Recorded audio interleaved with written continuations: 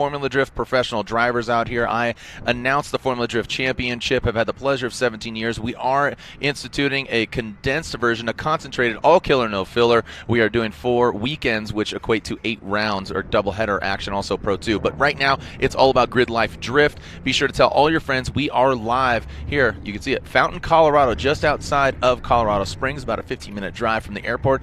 Great flight coming in. I'm really excited about this. We are practicing social distancing, sanitization stands all around. Masks are on. If you don't see them on, people have been tested. You just talked about that right before we went live. You said, hey, I got a test last week. I was in Sonoma. I am clean. I said, all right, cool. So we're about to go. Look at that. Mike's Lemonade. Mike's harder, because we are going to go harder here in just a little bit. You're more of a traditional racer announcer, right, Kyle? So what do you make of drifting when you watch it? Well, it's definitely something new to me, and I come from the background of sim racing broadcasting, and sim racing is not really an area where drift is practiced a lot in esports. So it's new to me, but I think I've always found it very elegant to watch and sort of fun to watch because it's something different. Well, it's elegant. Okay. There's a certain aggression to it for sure, but I think it's how the transition. It's a ballet. Corner to corner. It's a ballet at 100 miles an hour, and it's awesome to watch. But you see 250 Mountain Time is what we got coming up here in just a minute. GLTC practice at 3:20, then TimeAttack. We could head into qualifying for GLTC. More drift later in the evening. Night shift drift this time under the lights. It's going to be fun to watch. Yeah, and this is the second ever Alpine Horizon Festival, part of the GRIDLIFE Festival. Obviously, everything is just adapted, pivoting. You know, just what you manifest here. But this is the Falcon Tires GRIDLIFE Live. We have some phenomenal drivers out here, some local bros. Only one of the bros. We're not going pro-am. We're calling it pros and bros. So the bros out here, there's only one repeat customer out here. He's in a beautiful green FC. But the pros we have out here: Von Gittin Jr., Ryan Turk, Chris Forsberg, Matt Field, Justin Pollock. Who else am I missing right now? Oh, I saw Dean Carney. I didn't even know he was coming. George Kirakopoulos, a.k.a. George K. We have a variety of different drivers. So it's going to be just a clutch-kicking good time, man. And just to be out here and kind of seeing the homies, seeing half of the homies because their faces are masked up. It's amazing how you can tell people by their eyes and their tattoos. I mean, people recognize me because I'm Thwomp. Did you ever play Mario Brother? How old are you, Kyle? I'm 22. Oh, my gosh, you're a pup. Holy crap. I could be your dad. Yeah, well. I legitimately could be your dad. Hey, well, that's also true. You're at a loss for words, Kyle. I mean, this is the thing. You're an announcer. Well, here's the problem: is that announcers are typically people that have been around the sport for a long time, right? And you have to wonder, how do they get into it? Okay. It seems like they come in when they're 50 years old. They know everything. I don't know everything. I'm learning here. That is a beautiful statement. I love that, just absolute honest truth. And that is something I just had a call, I think, yesterday, and I have my own podcast. So there's a sweet blatant plug there. Because everybody enjoys Roadrunners, that is my podcast, a.k.a. Beer with Jared Deanda, but my buddy Esteban Oriol, and we're talking about authenticity, man. You can't go into a library and expect you have read every book. Right. So coming into here, we are all about adaptation. That's why GRIDLIFE is, minimal people actually in attendance. I just keep stressing that because we are staying safe. We're being responsible. It's our job and our duty to be responsible. I know GRIDLIFE as an organization is doing all the right things so that next year, or when things open up, we will be ready to do a full pull. I think when this whole thing started back in the spring, I was a little bit concerned because for a lot of people, this, GRIDLIFE is life for a lot of people. Traveling and the visiting all these different places. And for me, this is my first time out to Colorado. The West Coast for me, for Esther America, I was out there last week. So I've done a lot of traveling, and it's not a great time to be traveling, but when you do it properly like GRIDLIFE has, we're allowed to still explore the skids and the drifts and the races the same way that we did in previous years, and I hope that at some point everything will return to at least somewhat of a normal so that we can enjoy this with more drift bros. Yep. Just want to remind all the fans that are here in attendance, you can see it's just barely minimal. Like, I don't know how to stress this again. You can see them on the fence wearing the mask. If their mask is off, they're either, you can see homeboy vaping there or cranking some drinks, some Mike's Harder lemonade there. But I'm really excited to see this. We are running the small course as it's been deemed today, tomorrow. Like you said, there might be some big course, as they call it, running the whole thing. I was just in a driver's meeting curated by Nick Swan, and he talked about, and the drivers were like, wait, we're not running big course? They brought the tires, man. They want to shred them, and, kind of all killer, no filler. So this is a good opportunity for these guys. Now, the cars are going to look familiar, but they're not exactly their pro cars. I know the Team Falcon guys, that's who I missed. Odie Bakshis, an absolute weapon, a threat. He's brought his previous competition car, as did Justin Pollock, and Matt Field brought his demo car. Dean Carney saw that coming off his Dodge Viper. Don't know which version this is. I know he has 001, he has 002, either turbo or supercharged, but all these things, absolute weapons. Also coming out is Lauren Healy. Do you know who Lauren Healy is? I don't. Lauren Healy is a multiple off-road champion in Ultra 4 racing. He's joined Von Gittin Jr. as of last year, and they both do Ultra 4 racing in their respective vehicles. Do you know what Ultra 4 racing is? No. King of the Hammers. Lots of new things for me. Yeah, man. Again, I'm not putting you on the spot. This is just education for everybody. But Lauren, you might see a ramp out there. There is a ramp out there, I should say. That's not for the drift cars. That's for Lauren and Vaughn to take out their trophy truck or their Ultra 4 vehicles. They have Brocky out here, and you'll see both Lauren Healy's trophy vehicle, trophy truck, and Ultra 4 truck. So there's the jump. Look at that thing. That's not for the drift cars, kids. So you won't be seeing Ryan Turk send it over there in that Nitto Tire driving line ramp. But you will be seeing the drift cars go tight to that, and Lauren's going to be jumping them. I don't even know if you could get a drift car on that without scraping the heck out of the splitter on it. But knowing these dudes and officiating their weddings, if it's Forsberg or Gittin and Turk is actually going to get married later this year. Congratulations to him and his lovely fiancee Shannon. Love her dearly. Shanny Pants. Don't know if she's watching, but tell your friends we are about to see some drifting here. We're about to send it, as I say. Man, that feels so soothing to my own voice that I said that because, man, it's been a while. It's been a while. FCP Euro, thank you to all our sponsors. Kyle, rattle off some of our sponsors here and maybe some of their taglines. We've got 104 Performance with us. Feel the difference. ST Suspensions. High-quality suspension kits and components for a reasonable price. We've got also Falcon Tire on board. Falcon's RT660 offers peak performance inspired by enthusiasts. So we head down to the racetrack here, Jared, and we're about to go sliding around on the infield. Now this racetrack, when you compare it to a lot of the other tracks we've drifted at, we've done Road Atlanta before. I was there last year as well. This is a very different course because of how confined it is. This is pretty tight. It probably makes these transitions a little bit. Is it trickier to do it this way or trickier to have long straights between like Road Atlanta? The great thing about tight tracks, I mean, Road Atlanta is basically the Monaco of Formula Drift, of drifting. So we can see some of the bros coming out there. They're getting staged. Nick Swan on the starting line. When it comes to a tighter track, that makes for great tandem. So they're going to get closer. The more dramatic, the more high speed, that makes it more sensational. That's what you're going to get excited about, right? You like speed, you like fast. It's all about the checkered flag. Ooh, I like that E46. Nice. So, yeah. So these are the bros coming out here. Looks like he's got a stripper on the side of that thing. I don't know, skin to win here. As again, the tight technical track, and I get really excited. We did it last year. We had under the lights. They threw on some LEDs, lit it up. It looked very fun, and again, hopefully we get to hit the big track. It looks like there's George K there, that modified performance vehicle.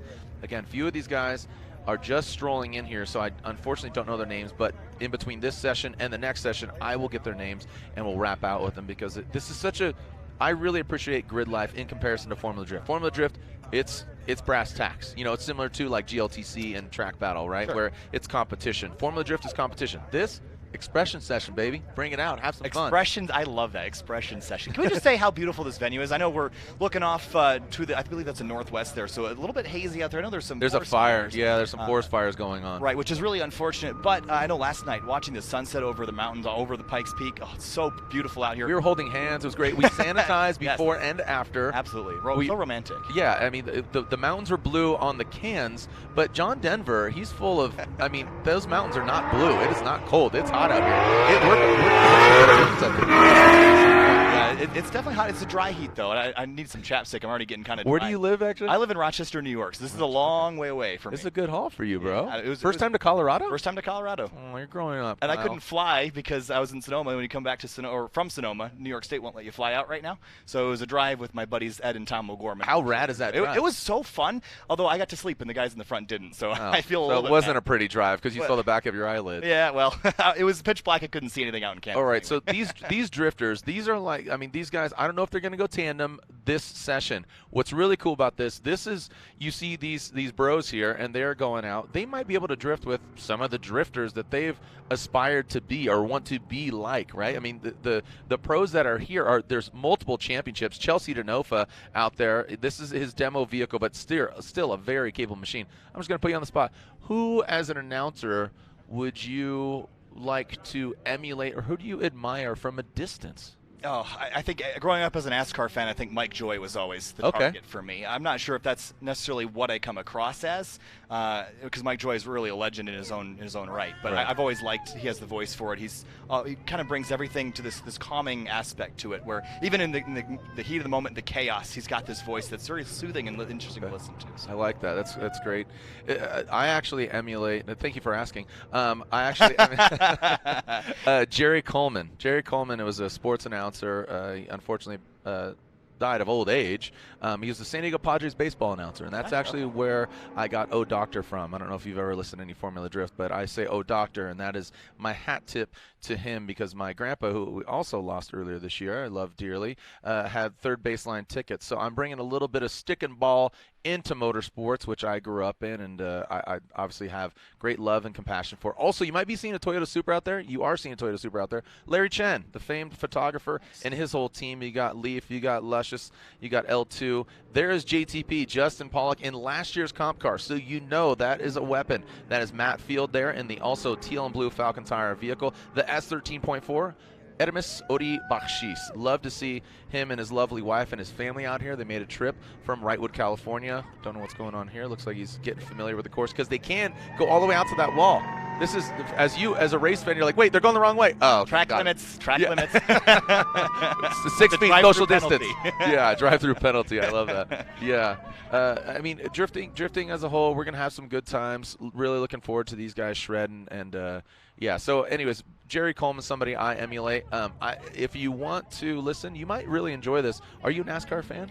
Yeah, here and there. More road course racing than anything else at this point, but sure. I've been doing a podcast with Larry Mack. It's cool. Story Time with Larry Mack, presented by Gum Out, and it's been so really just self-fulfilling, but also the story we talked about when he became, when the basically the transition from being a crew chief, and he worked on some phenomenal teams.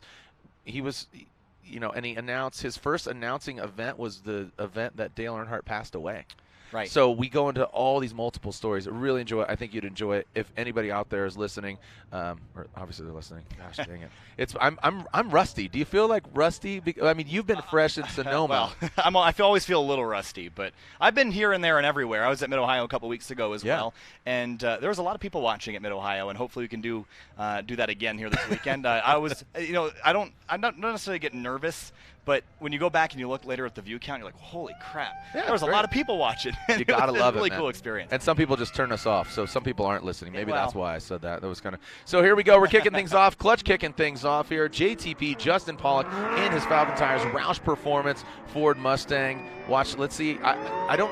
Yeah, Justin was here last year, so excited to see him back out here. He brought his whole family out. They did some rock crawling. They brought out their, rock crawling weapons, and they had a good time. Him and his wife and his lovely son Jackson. So, and I love that his son's name is Jackson. His last name's Pollock. Jackson Pollock. That's awesome. It is great. Do you know Jackson Pollock is? No. Every time you ask me that question, you can just assume the answer. Damn it! I'm a naive little 22. Oh no, you are not. You are far from naive. Wait till we get to GLTC, then we'll have. There we go. Role reversal. Oh, look at this. We're already going hot into this. Look at this. Look at that. We got Chelsea Denofa, Matt Field, Odi Bakshish, George K bring up the rear, and just barely out of shot, we could see another vehicle. Now here's some of the bros out here. Again, some of these guys I don't know. I love that he does have the homage to not only T-Pain, but also to Corey Hosford on that wing. It says thicker than a Snicker. So that's always great to see. I was like, oh, is Corey here? Did he change his livery? No. How's this transition? When they come up off the racetrack, is that a disruptive transition for these cars?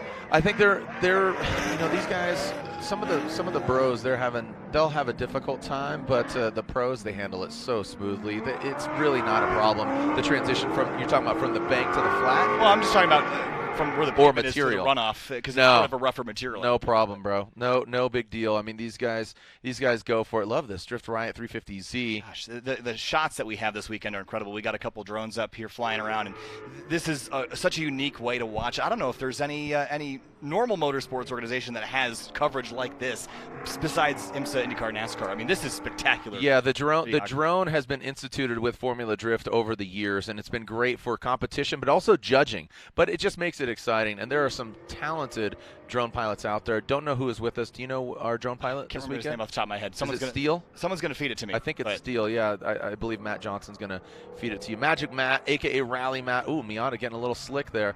I know, hey, shout out to our live stream team. We had an incident earlier where they ran cable all along the wall. Unfortunately, had a car crash into the wall, severed the cable, and they reran it so you, at the comfort of your own home, your living space, wherever you may be, you might be driving your car, listen to Kyle and myself, Jared Dean, to wrap out. But there it is. Look at Matt Field swinging it wide there. Get out all the way to that wall, baby. Come on. Odie, look at Odie getting a little squirrely there in the middle. You see JTP, Justin Pollock, bringing up the rear, the teal and blue, the iconic livery that has seen vehicles in anything from Le Mans to IMSA racing to now in the drifting world. There is George Kirakopoulos, always a mouthful and a face full of smoke. Looks like he shuts it down there. I know he had a tumultuous basically vacation coming out here. What was going to be like a 12-hour drive from Vegas ended up being like a 40-hour drive. His truck broke down. His homies brought out another truck. And look at this E46 kicking it out here. So, like you said, that transition going from that course into the infield, so many different disciplines of motorsports being held here. Have not seen Ryan Turk or Chris Forsberg or Dean Carney out there on the track, but a lot of this session, 20 minutes, correct? Am I correct in saying? 20 minutes will be this session, and we'll head into GLTC practice. Hunter, the drone pilot here this weekend. Thank you. He did some work for us at the Autobahn Country Club as well, and some spectacular footage. So he'll be here all afternoon and bringing us some shots from the aerial side of things this afternoon. I think in the evening, too. In the evening as well. You can fly at night. Yeah, sure you can. Yeah, bro. Come on, get after it. Kyle, what vehicle do you drive? Oh boy, I drive a 2012 bone stock Corolla S. Woo! Automatic. That is a hot rod. It does a 324 on the Nürburgring. Oh my gosh, that is amazing. It's a rocket ship. Dude, the green hell, man. You know how to conquer the thing.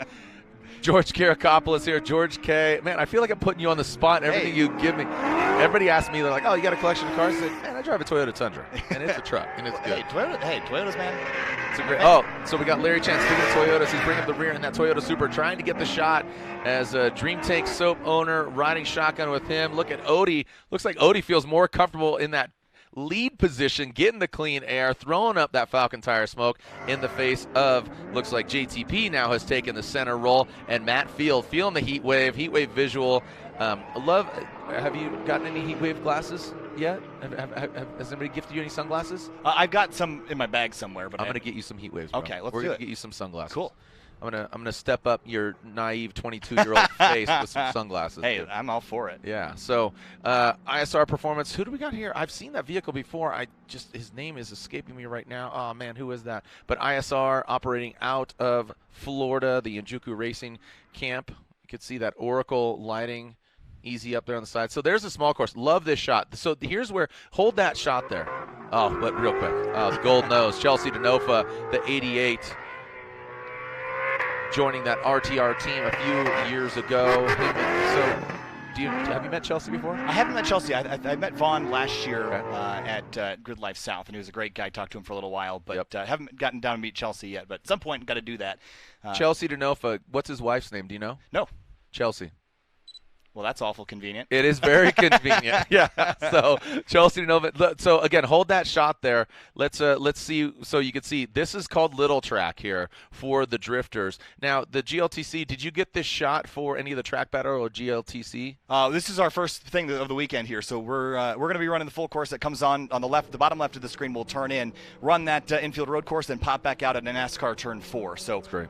We're again, and hopefully this weekend we'll be doing some drift on there as well. We'll see. We'll see what the plan is, but that's the beauty of it, right? Like you said, PPIR, such an accommodating venue. They do some rad events out here when everything opens up. The whole Baleo family, Bob is tremendous, such a rad cat, and the Baleo family has such a rich history in Honda racing because the grandpa raced Hondas back in the day, one of the first OG Honda CVCCs in racing, and that vehicle came out here last year, and I believe Tommy, not Bob, but Tommy, the son, got to drive it. Did you see that vehicle he drove earlier?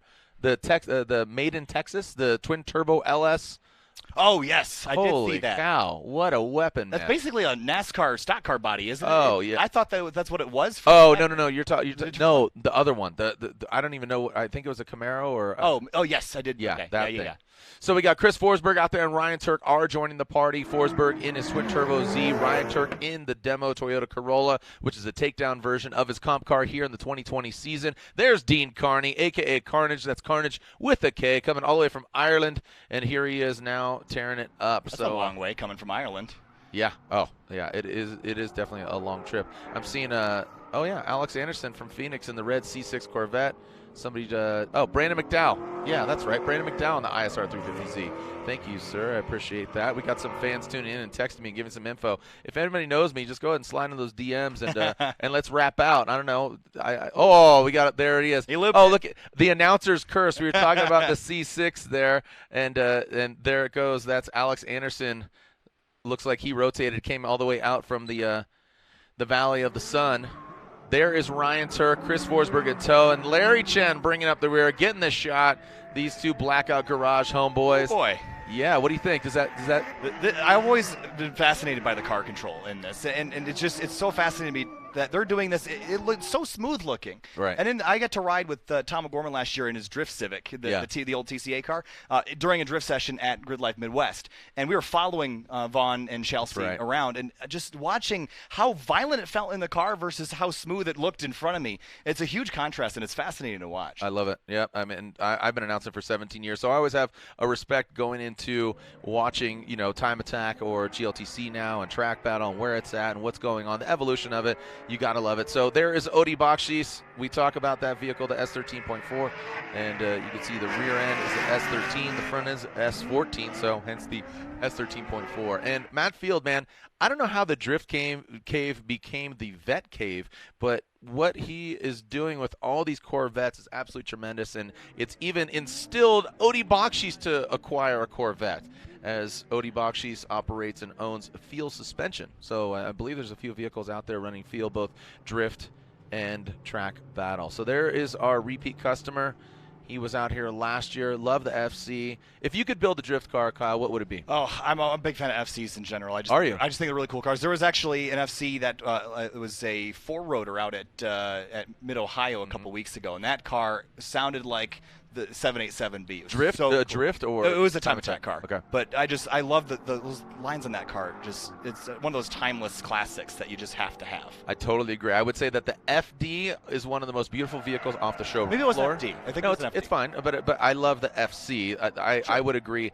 I would actually do an FC. I've been on record to say this. I would do the FC and do the El Camino back. Yes. So it has the truck bed, but with a Coyote engine. So like a big 5-liter, because that engine bay is quite large. I do love obviously the rotaries, but I think a FC with a Coyote would be something unique. Yeah, I mean, I feel like for a drift car, the torque is what you really need, right? You're going to get those rear tires up and spinning. Yeah, I mean it's all about manipulation of weight and horsepower and manipulation of the vehicle, so you could power over and just get the car going. I mean, it's just having fun, man, and it's just the evolution of it. Is that guy sponsored by Voss Water? That's a pretty ill. That's a sick sponsor. I'm about that. That's classy. It's a good-looking livery, too. Purple and green is always good. Or purple and highlighter yellow. A little tricky to see with the glare out in here, but it's a good-looking race car. So GridLife Drift going live as comes to a halt there. Almost had a little reverse entry going. Yeah, right. Yeah. Forsberg and Ryan Turk pulling up to the line, and just a few more moments left. It looks like, say, go for it. Send it, bro. Forsberg clutch kicks his way in, bringing in the front, getting the clean air as Ryan Turk. Let's see how close they get. Practice social distancing? Nope, not the case here. These guys are getting close. Looks like 6 feet apart. Figure driver to driver. So as Larry Chen, you can see Chris Forsberg yank the awesome handle. And Turk, he brought this car out last year. I think it was the first time that he got behind the wheel of the Toyota Corolla because his other vehicles were occupied or not running. So he tapped Stefan Papadakis, and said, "Hey man, can I borrow that car?" And he got into a little door rub. But what's great about that is now he's part of the Papadakis Racing, one of the most successful drift teams, and also iconic import drag racer, breaking records back in the days. Shoot, I've been racing Hondas back in the day, and Stefan Papadakis and the Papadakis Racing team operating a phenomenal team with Frederick Osbo, now rounding it out with they do also operate the Castro team, but that just is operable. But now he's part of Papadakis Racing, talking about Ryan Turk. So look at that, great shot there. Matt Field in the front with that Corvette. They get right into it. They're not a lot of practice heading into this, and right at it doing the. These guys have been like aching. They got, like, I saw them. They're scratching their arms. they're twacked out, man. They want this stuff, and it's really great to see everybody, of course, masked up and see everybody's half face and back at it again. Like I said, Formula Drift will be making its way back into the schedule and into obviously into your own living room, or you can join us in St. Louis. That is September 4th, 5th, and 6th. Looks like Forsberg and Turk coming to a halt there. They're wrapping out as Dean Carney. So with a couple minutes left here in the drift session, we've got TimeAttack coming up. GridLife Touring Cup practice before some TimeAttack this afternoon. We've got a couple groups of that. We'll head into some HPDE. We'll take a break, and then we'll head back for GridLife Touring Cup qualifying. That'll be at 6 p.m. Mountain Time, so it'll be 8 Eastern. We got more drift right after GLTC qualifying, then TimeAttack, GLTC racing, and then we head into night shift drift this evening, and I cannot wait to get those lights fired up and get these cars skidding under the lights. It's just great to be back here, wrapping out about drifting, wrapping out about motorsports, sitting here with you, Kyle. Lost for words there, but I want to send a shout out to Paco Ibarra. He was giving me some info on some of these drivers. So Paco, smooches out to you. Thanks for as they have their Maximum Drift cast. The boys couldn't join us. Sam Nalvin, Corey Hosford, and Paco Ibarra. Look at the squat on Dean's car. That thing has some serious squat from a road race from a road race perspective. What do you make of that? Well, that's a lot of reverse rake. I'm not sure that you need a little downforce on that rear wing to go anywhere, but hey, it looks cool while he's doing it. My question to you is, how much setup goes into these cars? I mean, do they just run them as they are? Is there a lot of tweaking in terms of like getting the suspension set up just right so that you have the optimum least amount of grip, I guess you're going for? No, it's not that. It's that fine balance, right? Sure. Between that side bite, getting the vehicles to hold that angle and not snap back, right? So it's that balance of torque, horsepower, manipulation of the vehicle, getting it just right. And this is a good opportunity for these guys to get their butt dyno really going, because that's what it really comes down to, what you feel comfortable with, how quickly you can snap back, because it's not just about sideways burnouts, it's about getting the car sideways, but also having that control. That's what gets a traditional road racer such as yourself excited, where that car control, and that's what gets the judges excited about competition. But that expression session, which you love so much, that's exactly what these guys are doing. But this is a good opportunity for them to really work out the kinks and have some fun, because these are not their competition vehicles. These are demo vehicles. Sure. So obviously this is not a scored event here. This is just for fun this weekend. But tell me a little bit about how the scoring's done in drift. How is it? Is it angle, entry? I mean, tell me about that a little. Yeah, line, angle, style. Those are the main objectives there. Speed is not a factor. Obviously, if you go in slow, you'll be deducted, and that will be you'll not reap the rewards of that. But line, angle, style. Line, are you hitting the necessary clipping points and clipping zones? Angle, getting sideways. And then style, are you doing it as gangster as possible? So are you throwing it in hard? Are you transitioning, getting that vehicle to snap back? Because you saw a good experience there was the Falcon Tire boys, the three gentlemen of Odie, Matt Field, and Justin Pollock. You saw their proximity. It's all about proximity, right? But also, how are you doing it? So when you transition, you flick it back, as you said, transition from here to there. But when they snap back, like, watch them come off the wall here. That's not a good example of the bros there. Kind of straightening out, because you would want to stay and hang it out, and then when you transition into that rumble strip, the chase car, is he right there on the door? So those are all elements when it comes to head-to-head. This year in Formula Drift, qualifying's removed. So qualifying does not happen, because just want to get these guys, get them all of their exposure, get them on the live stream, get them, just their sponsors, expose them to the worlds. Right. And, sponsors make the world go around, especially in any sort of racing. Yep. And obviously, a lot of these race cars, they're built very professionally and very expensively. And so it's good to have partners with everybody. And it looks like there's a lot of guys out here that have really cool liveries. Chelsea Nofus got that. That's Chelsea in the gold one, right? That's right. The wrap on that thing's awesome. Yeah.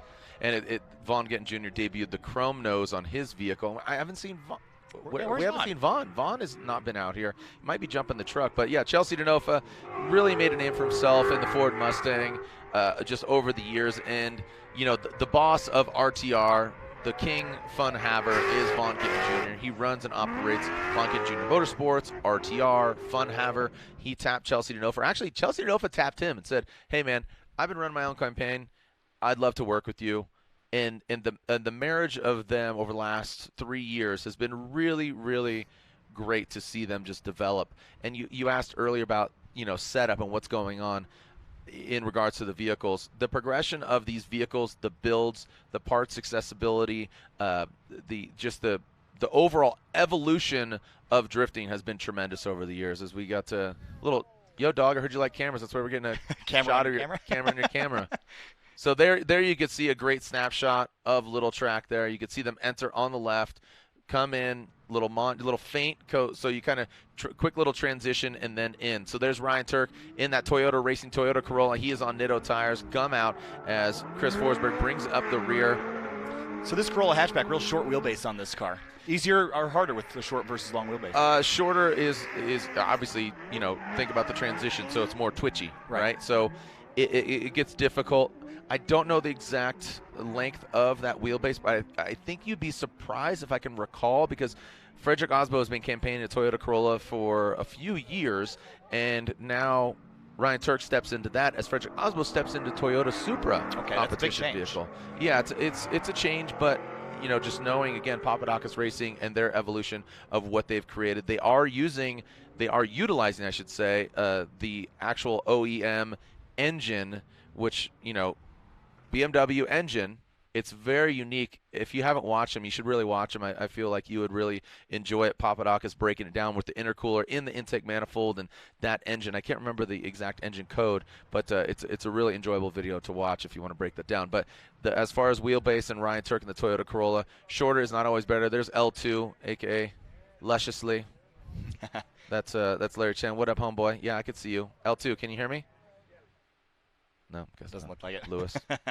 Lewis there. Well, it looks like I think this is sort of wrapping up here in the next 2 minutes or so, and we'll move on to GridLife Touring Cup practice for this race weekend. We've got 4 races in GLTC this weekend, which this is a really exciting new series that just began last year, Jared, and this has been a really interesting exploration of rules, because a lot of racing series have a ton of rules. The rule book is 500 pages thick.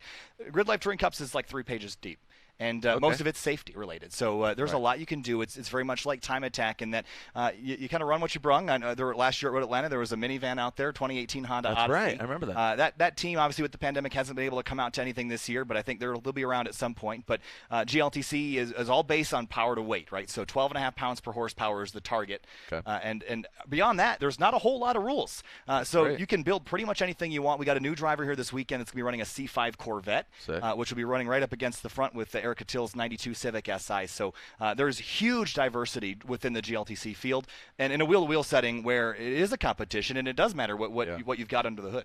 I love it. I saw Turner Motorsports BMW. Is Will out here, or is that just a supported vehicle from the Turner Motorsports camp? It's Bill Griffin who's drive that car, and I don't believe there's any actual affiliation there with Turner Motorsport, but I do know that he's gotten permission to use that livery, and he's a big fan of Turner Motorsports. Oh, okay. It's a great looking race car too. I like it. It's right here in front of us in the tower. It just was snuck underneath us. Yeah, it's snuck underneath. But here's a great opportunity to talk about sponsors, because those that are watching at home, again, very thankful for you guys tuning in, sharing all this knowledge. We saw that schedule there, Kyle, but want to thank our sponsors, if you will. Absolutely. And again, thanks to Falcon Tire. GridLife Live is sponsored by Falcon Tire. Falcon's RT660 offers peak performance inspired by enthusiasts. FCP Euro. Every part you buy is guaranteed for life. If you buy it once, they'll replace it for free as long as you own your car. Really? Yes. Wow. Isn't that crazy? That's a great deal. That's great. Also, ST Suspension, high-quality suspension kits and components for a reasonable price. And the GridLife Touring Cup sections of these broadcasts are brought to you by Haltech, world leaders in aftermarket ECUs. 104 Performance, feel the difference. And Mike's Harder. When you fuel your night for whatever lies ahead, you go harder. What's out there starts here. And Mike's Harder is really cool because they actually, GridLife has a gaming division, which tonight, I believe it's going to be 8:40 Mountain, so 10:40 Eastern. We're going to have, hopefully, as long as things go right, we're going to have esports tied into this as well with iRacing. And Mike's Harder sponsored the iRacing gig earlier this season while we were kind of waiting for the season to start back up again. So thanks to them for coming on board here as we get ready to move into GridLife Touring Cup practice. And I don't know, I'm kind of speaking unofficially here, but one of the things that we have this weekend is before GridLife Touring Cup Race 2 tomorrow, we have what's called the Top 10 Shootout. So the top 10 finishers of Race 1 get to run one lap tomorrow afternoon to qualify themselves for Race 2. One lap, however. One lap to rule them all? One lap to rule them all. Lord of the Rings. One at a time, you get all the cameras, all the eyeballs on you. What we're trying to do, and we're still working this out, we're going to try to run the oval. Oh, sick. Sessions, which will be really cool. So kind of NASCAR style. Yo. So we're going to try to, again, not official yet. I haven't really heard the ruling from Adam. Kyle, you can't come in with that kind of I'm just saying, hey, I'm saying if everybody begs for it, we can have it. It's like you telling me that sushi's going to show up and sushi doesn't show up. I don't know if you want to eat sushi in the middle of Colorado, but maybe that's okay. Okay, guy. I hate when people say that because it's like I love it. Like I only eat sushi if I could see the ocean. Okay, let's be honest. We're really far from the ocean. I know, but like some of the best meals are in Las Vegas, right? Sure. And they fly all that stuff in. Yeah, I guess so. I don't know why we went on a tangent of food, but I'm just saying, don't tease me, Kyle. You're bringing some heat with that one lap concept and running the oval, which we've seen Indy cars on, and now you're saying that it might not happen. Yeah, well, we'll Kyle, see. you got pulled around here. You're a naive 22 years old. Just go in there and say, gosh darn it, make this happen. We're gonna do it. We're going to do it. But first, we've got to practice for it, and GridLife Touring Cup practice coming up here in just a moment. And this is the road course, 1.3-mile road course, 9 turns around here. This is a really interesting track because a lot of the tracks that we've run, you carry a lot of average speed, and you're really not having a lot of hard acceleration zones, so the cars kind of average out. This weekend, bigger motor, bigger torque, heavier cars, they're going to run well here. At Mid-Ohio, big cars with big torque didn't really run all that great. No. It's definitely more of a handling course out there, where this week it's all the digs coming back up out onto the oval. They'll be ripping 135, 140 off into turn 1 here on the oval, and I'm really curious to see what lines we're running down here because it's 10 degrees of banking. It's not a lot. Yeah. Some of these cars have fairly large aero, which means that they should be able to hold the bottom, but the long way around, you might be able to carry some more speed. So I'm curious to see, once we got the timing and scoring up, how the lines will kind of change throughout the session and what drivers learn out there, because there's some cars with no aero and some cars with a lot of aero. If you run aero, you got to run more weight to compensate for it. Okay. So it's not free. Who are some of the notable drivers that are out here? All right, so this weekend we've got a couple big names. One of the drivers from Mid-Ohio who swept 3 of the 4 races at Mid-Ohio 2 weeks ago, Eric Catil in his 92 Civic Si. He missed the round at Audubon Country Club, so the season-long points, he still sits behind Aaron Lichty, who is not here this weekend from the winning Formula camp. So all the winning Formula cars, that consists of 4 or 5 different cars, not here this weekend. So Eric Catil needs to pounce on this opportunity, win a bunch of these races, but he's going to have to beat the brand new driver in a C5 Corvette. That's going to be a big question mark. The other cars that we do have here, the hometown guys, that's a Myriad Motorsports crew. They're from Nebraska. They've got an S2000 powered FRS. They've got an S2000 powered S2000. There's also an Integra out there as well from the same camp. Tom O'Gorman, 4-time IMSA Michelin Pilot Challenge winner. He's out here in his brand new S2000. Oh, that's right. This is only his second event with this car. And it hasn't really changed a whole lot. He's a Falcon Tire driver. Hasn't changed a lot from Mid-Ohio, but I think this driver is going to make a lot of difference this weekend. Yeah. He's a pro. He's been there. He's done that. We'll see how he can do this weekend. Yeah, O'Gorman is a wheelman. He is a wheelman for sure. I've gotten to ride with him a couple times. Let me tell you, he's insane. Okay. There's Bill Griffin in the number 46. That's that Turner livery I was talking about earlier. I said, any association? Just a fan of the livery, huh? Just a fan of the livery. And I believe that that it has been to the Turner shops before. But that's Justin Kelly in the S2000 powered FRS. So they switched out that power plant, tore it all the way down to the bones, and rebuilt it. And there's a couple new cars out there. It looks like we got an RX-8. That's a new driver to me. That NC MX-5, that looks like it's a Spec MX-5 prepared car. That's another new driver for me. I believe that's Jake Jornstad in the Myriad, the teal Integra. The Acura Integra. Yes. So like the real-time kind of that front splitter there. I remember that back in the day, that 96 Integra with that real-time front end, that big. You would think it's not very aerodynamic, but the downforce is strong. Well, I know Tom O'Gorman was talking to me a little bit about the aerodynamic situation on his car. You would think that the aero really on these cars wouldn't matter all that much. It totally does. And you see a lot of drivers take the percentage penalty, 3% weight penalty, to add aero to your car over a certain size. And right there is the 13 13 of Ryan Upham.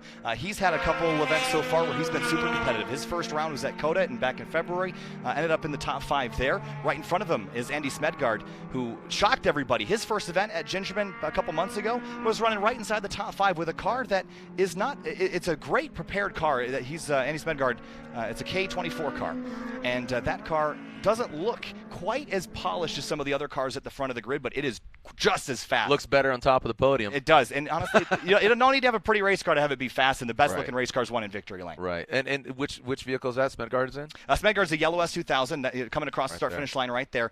He's got the black hood. Tom O'Gorman has his Tomo Blue all over it, so you'll be able to tell them apart that way.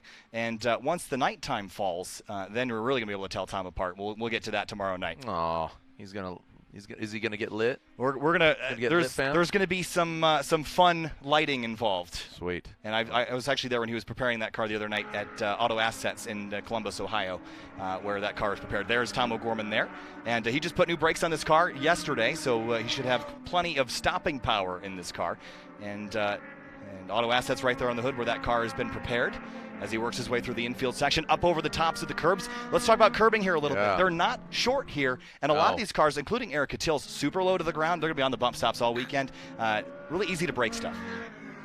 Yeah, those rumble strips are not that forgiving. You think, oh, it's just a little bump there, and then especially if it's a gator strip and you hit that wrong, dude, that will break any sort of tow arms or anything like that, man. Right, and I think Eric Cattill last year at Road Atlanta, he hit the turn 3 curb, and all of his fuses fell out. The fuse box was upside down. All the fuses fell out when he hit the curb. So he solved that problem now. Here's a great FPV shot from Hunter as we come up over the top of the curbs and see the Integra climbing up on top. There's a couple of curbs around here that you don't really need to hit, but there are several that you just want to absolutely 4-tire over. You're going to get air. You're going to have some great pictures after the weekend. But you're going to see these cars launch, especially once we get the races underway. You'll see 4 tires in the air here. Do it for the gram.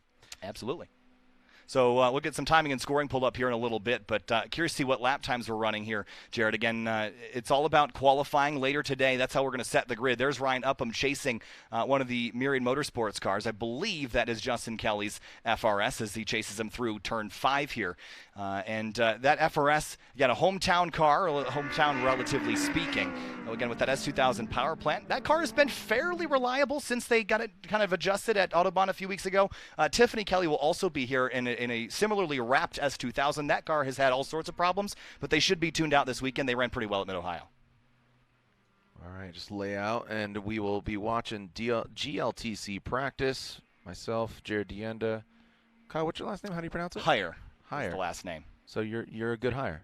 Yes. I'd like to think so. That's a great hire. So times right now, the driver at the top of the board, it looks to be, Tiffany Kelly's out there. She just ran a 104.4. We're going to be probably at the very low 1 minute or even under 1 minute once we get under the race conditions and the track cools off a little bit. Right there is Sally McNulty in her Civic SI. See the rear end hopping around quite a bit. Again, this is going to be really rough on the rear ends of that car this weekend when it's skipping and hopping and changing direction. There's Andy Smedgaard right now, second on the board, a 104.463, 62 thousandths of a second behind Tiffany Kelly. And that's going to be about the gaps we're going to be used to seeing all week long here.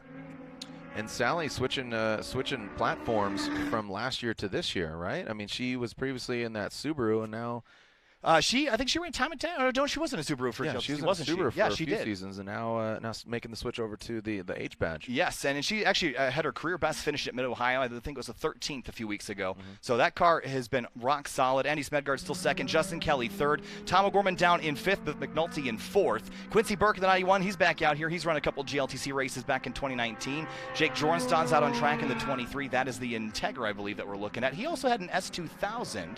That's the 133. So you know who's in that car? That should be Jornstad. I'm not sure if the number's accurate on the timing screen. Savannah Little's out there in the 194, and Bill Griffin in the 11th spot right now, the 109.993. So we're going to see these times condensed throughout the weekend, and qualifying again, we're going to see probably 102, 101, maybe even dipping under 1 minute. And Smedgaard super aggressive, and he's cleaned it off now, but there was a big old donut on the side of that car from contact with Aaron Lichty at Autobahn Country Club, and there was some words exchanged there, and they're all kind words for the most part. But GLTC is brought. Oh, come on. Well, you're being.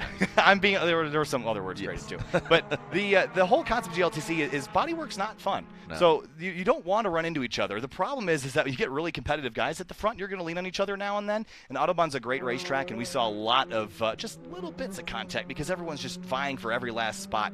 So Smedgaard's got that car cleaned off, and I think Lichty's still got a couple battle scars from Eric Catil at Road Atlanta last year. So, you get some marks on the car, but that's what breaks him in. How does this course compare to, like you said, the previous rounds of Autobahn Country Club and Mid-Ohio? Is this fairly wide open? You're talking about the speeds. You talked about early on. It bears repeating. Sure. Well, the racetrack here, the average speed is not going to be nearly as high as Mid-Ohio Sports Car Course or Road Atlanta or any of those other places that we've run in the past. It's definitely going to be a lower average speed, especially in the infield section. What it does have is a couple really sharp braking zones, especially coming through turn number 3 on the back straightaway into the infield section. That's really your passing opportunity. Then into turn 5, that's the basically the 180-degree turn before you head back out towards NASCAR 3. There's Tiffany Kelly in the S2000.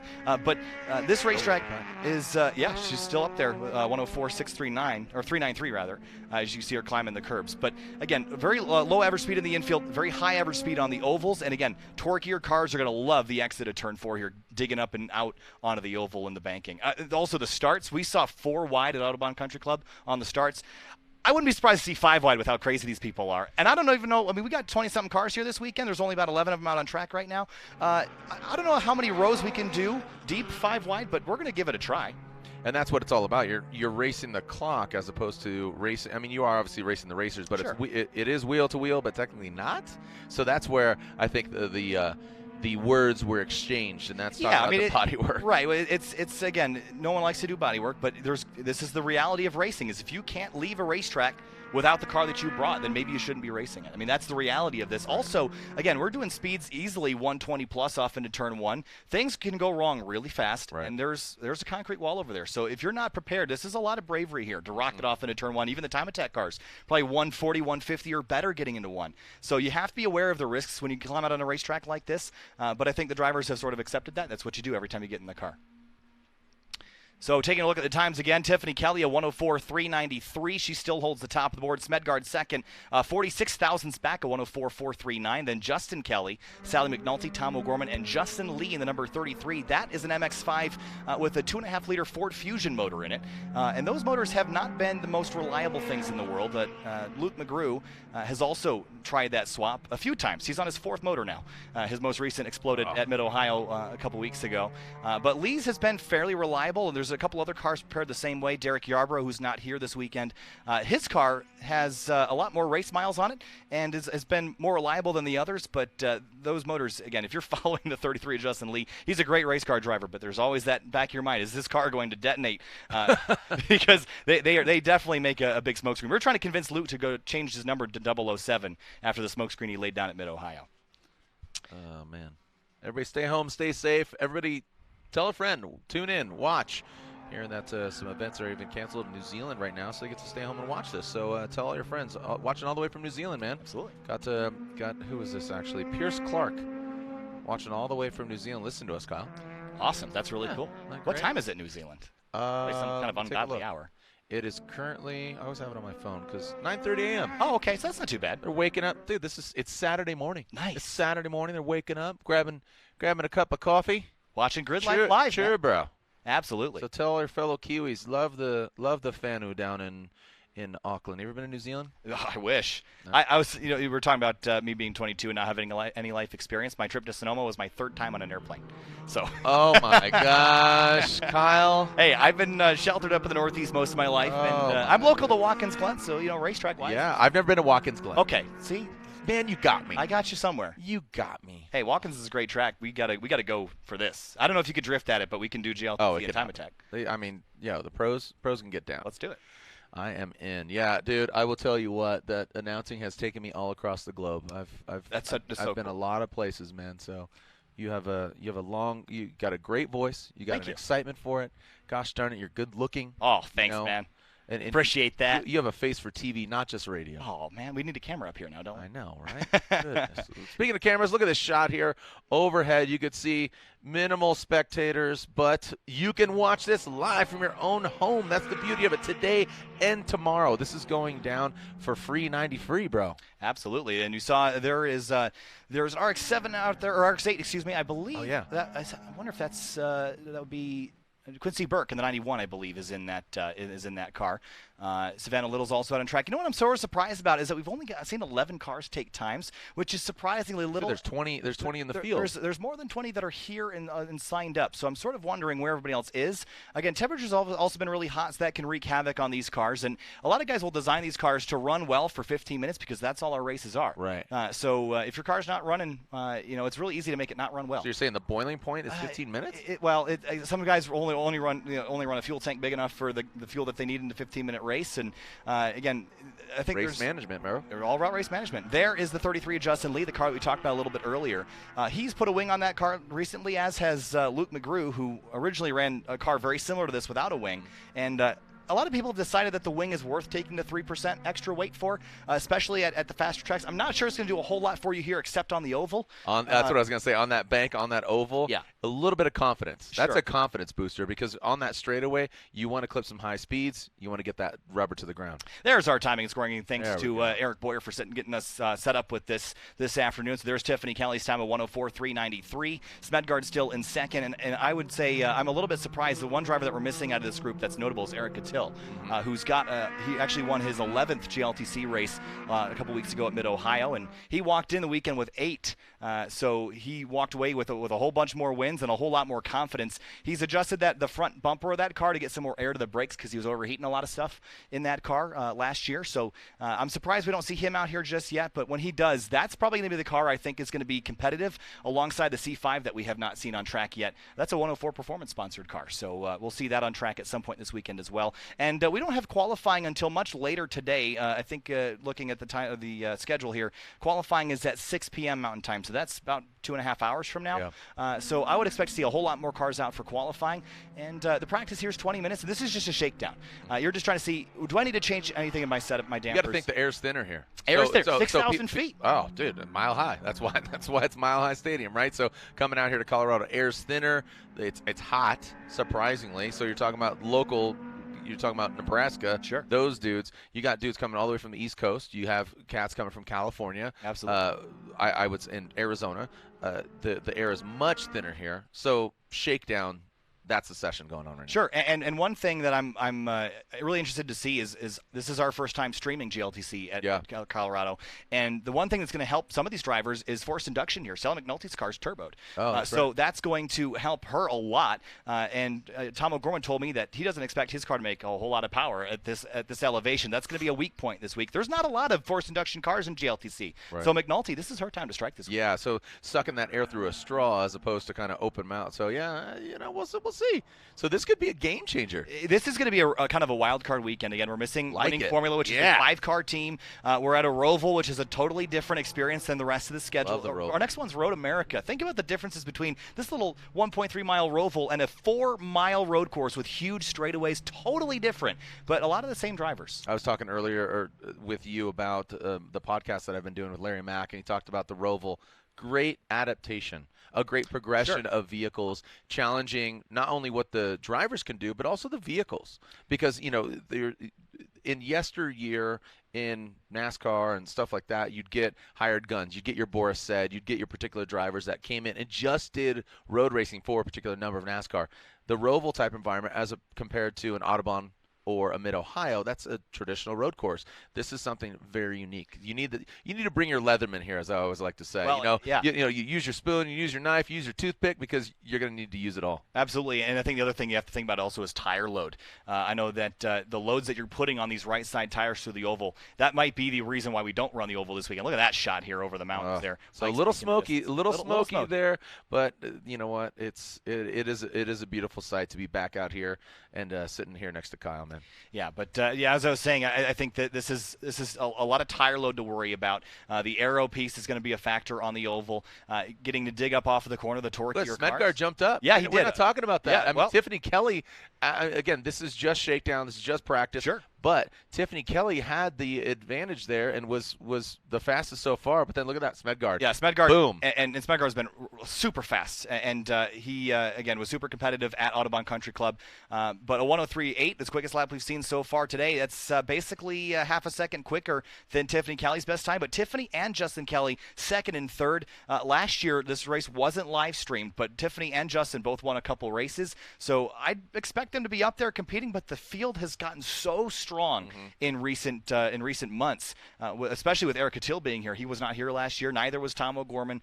So the field looks totally different than it did last year. So their competition is going to be very fierce. But we're still waiting to see the rest of the cars on track later tonight. But Smedgaard right now, without Catil on track, Smedgaard's my pick for race 1 later this evening. I would completely agree with you. If you haven't seen all of the Gears and Gasoline, Grid Life track battle, and all the GLTC and all the videos, I have a great time voicing them over, and it's great to see just this absolutely progress and give everybody a platform to race, because it is by the racers, for the racers. That's truly what it's all about. So with Grid Life Touring Cup practice complete, we're going to move on to Grid Life Time Attack, and we're going to get the big fast cars up out on the oval here. And Ferris Khartoumi's got about an 850 horsepower Corvette C6 twin turbo. That thing sounds insane.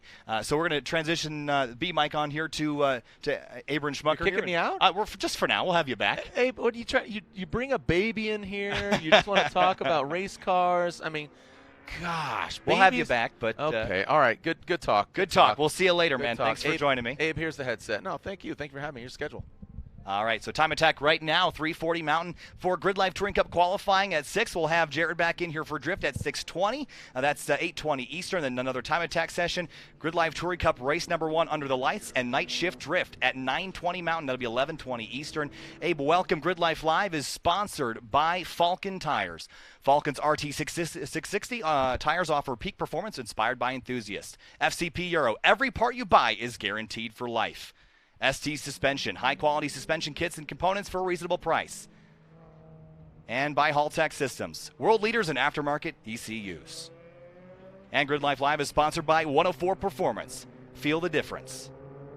And by Mike's Harder. When you fuel your night for whatever lies ahead, you go harder. What's out there starts here. What's starting right here, right now, Abe, is Time Attack. We're kicking things off. We had a Time Attack session earlier today. This is the first one on stream, pulling out onto the 1.3-mile 9-turn Roval here at Pikes Peak International Raceway. Is that a Tesla Model 3 out here? Yeah, we've seen a couple of them in Heat 1. It's pretty cool to see electric cars come out and run and then get that quick charge in between sessions. This is a really neat platform to see on a racetrack. I don't know if I've seen a Tesla on track in Time Attack yet. At least I haven't paid close enough attention to see it, but I'm really excited to see how that car will do.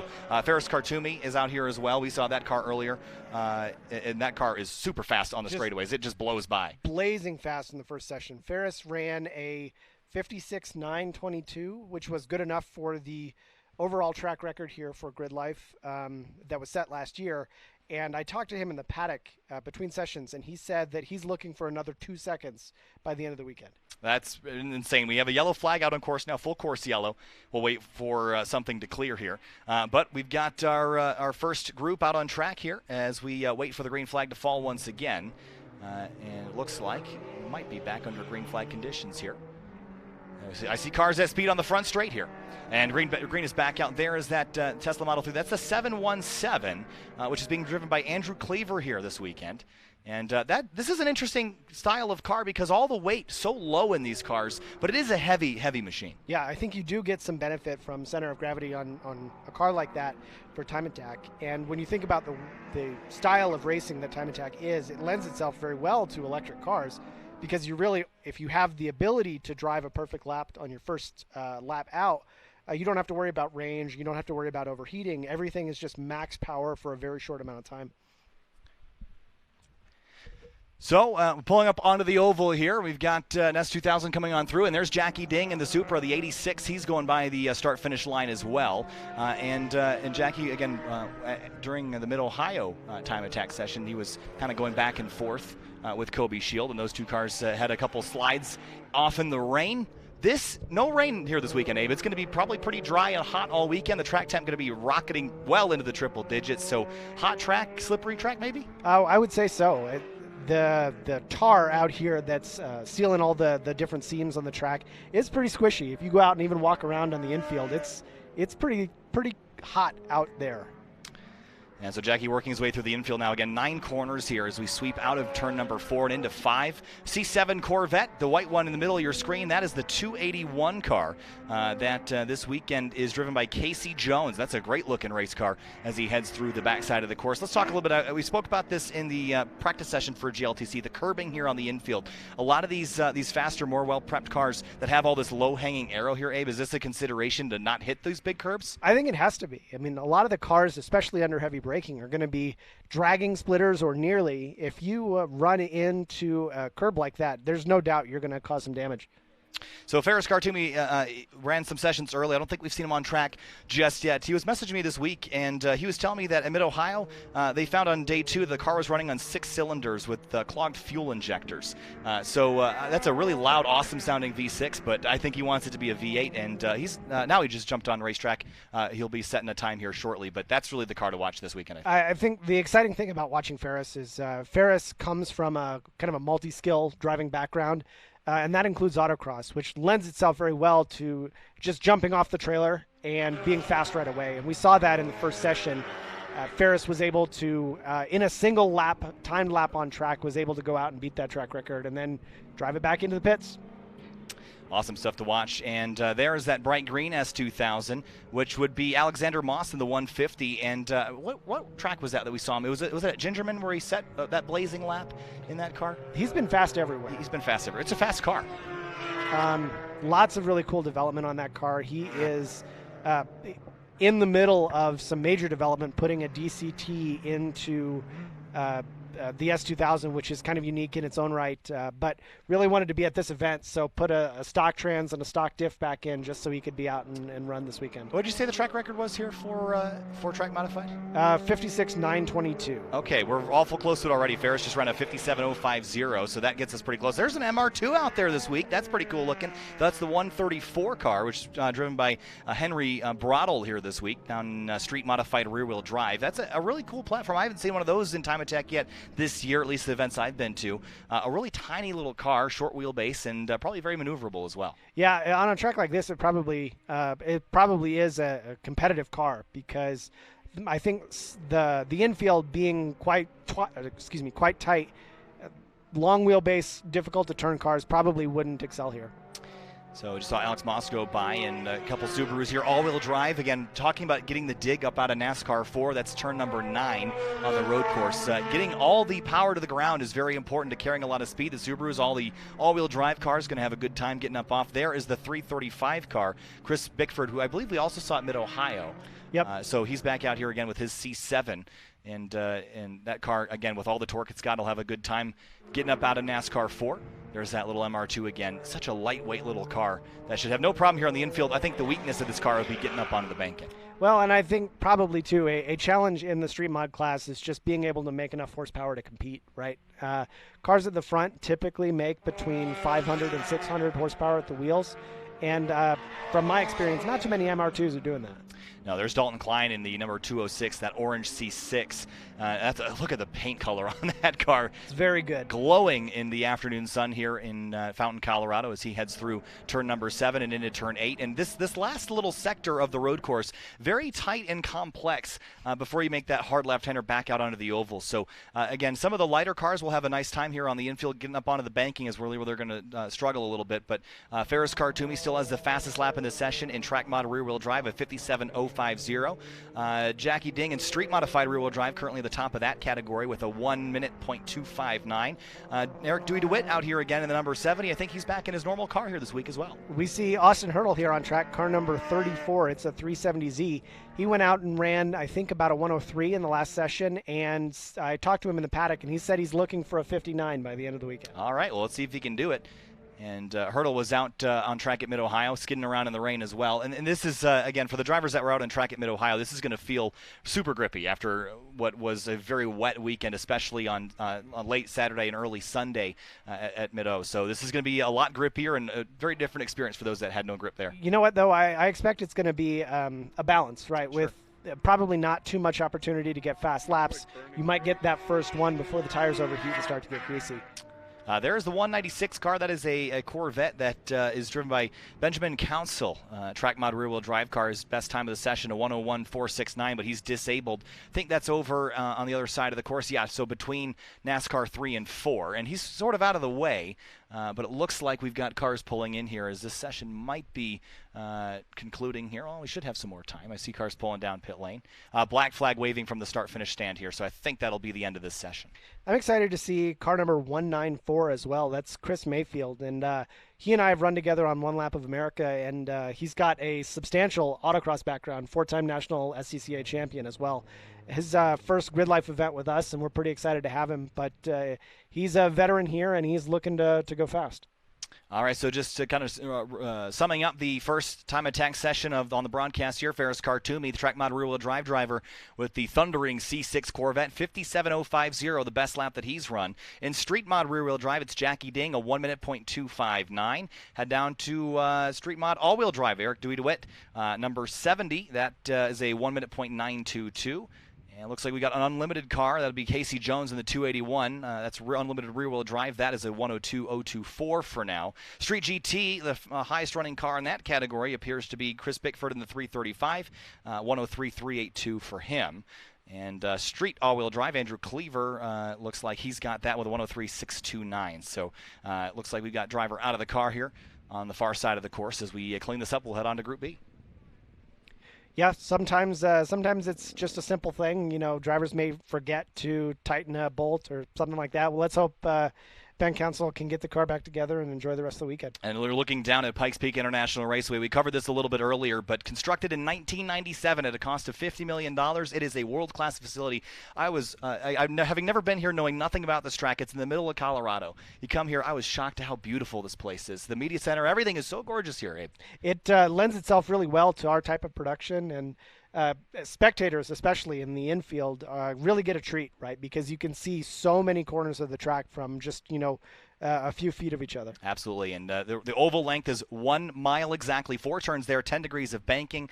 We run NASCAR 1 and 2. We run all 10 degrees of banking over there. Then we head down that kink on the right side of the screen into the infield section. The infield road course, 1.3 miles, 9 turns. The attendance of the first race back in 97, 17,000 people. So it had a whole lot of attendance back then, and GRIDLIFE is bringing that back. And what a playground for GRIDLIFE. This is such a cool venue.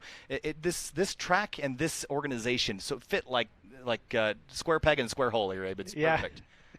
That's a good analogy.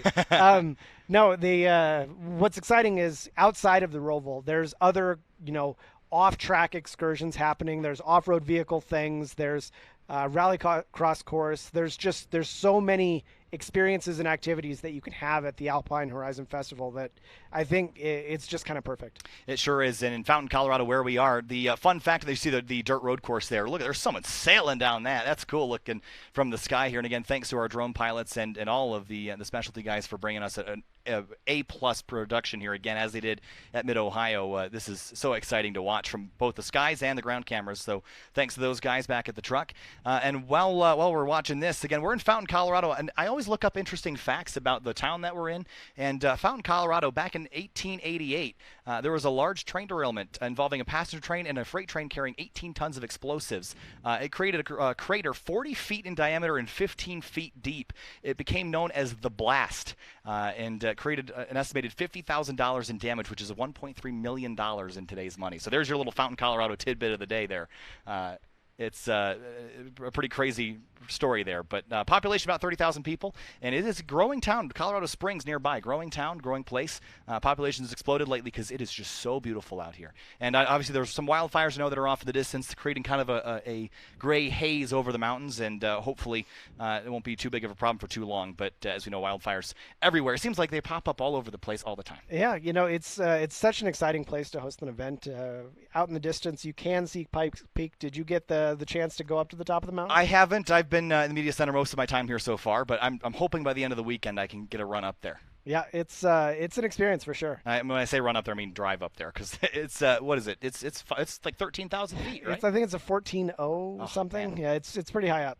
Yeah, we're at just about 6,000 here at the racetrack, and you don't really notice it until you climb a set of stairs. Oh, for sure. And you're like, oh wow, am I this out of shape?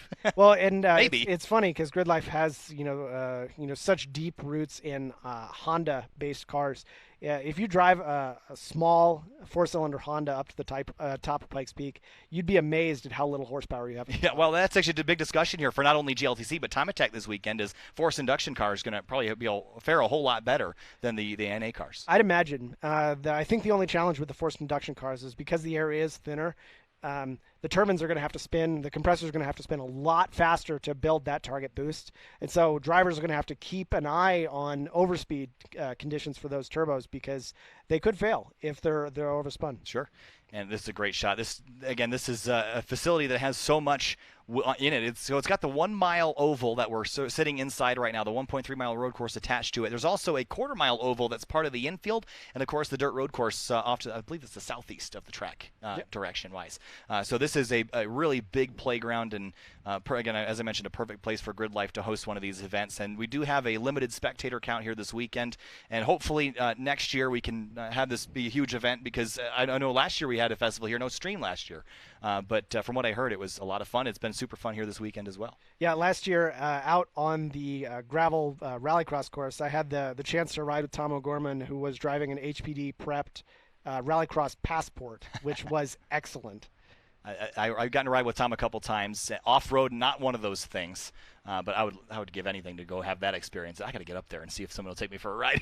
Oh, I'm sure someone would be happy to. All right, so there's the racetrack again, kind of bathed in that haze over there. Still the black flag out for a disabled car in NASCAR 3 and 4. And I'm going to reference the NASCAR 3 and 4 a lot. That's just sort of an easy way to describe what turn on the oval I'm talking about. If I say turn 9, it could be sort of anywhere. But there's NASCAR 3 and 4 again. This track used to be run by NASCAR and the IndyCar series back in the late 90s, early 2000s. The track was sold to SMI, who then moved the NASCAR dates out to Texas. So the track has changed hands a couple times since then, and the owners now have really turned this into a great place, a very exciting, inclusive place with a lot of sure, yeah, you can do that. And that's the vibe that GridLife longs for, and I think this is a perfect fit. So while you're at altitude here, 104 Performance, you can feel the difference at altitude with 104 Performance parts. But this is, again, we mentioned 6,000 feet as we got our next group of cars here coming back out on track. I wonder if this is the same group or if we're moving on to the next one here. I think I probably could have benefited from some 104 in my 6.8 liter V10 RV, which makes like none horsepower on the way out here.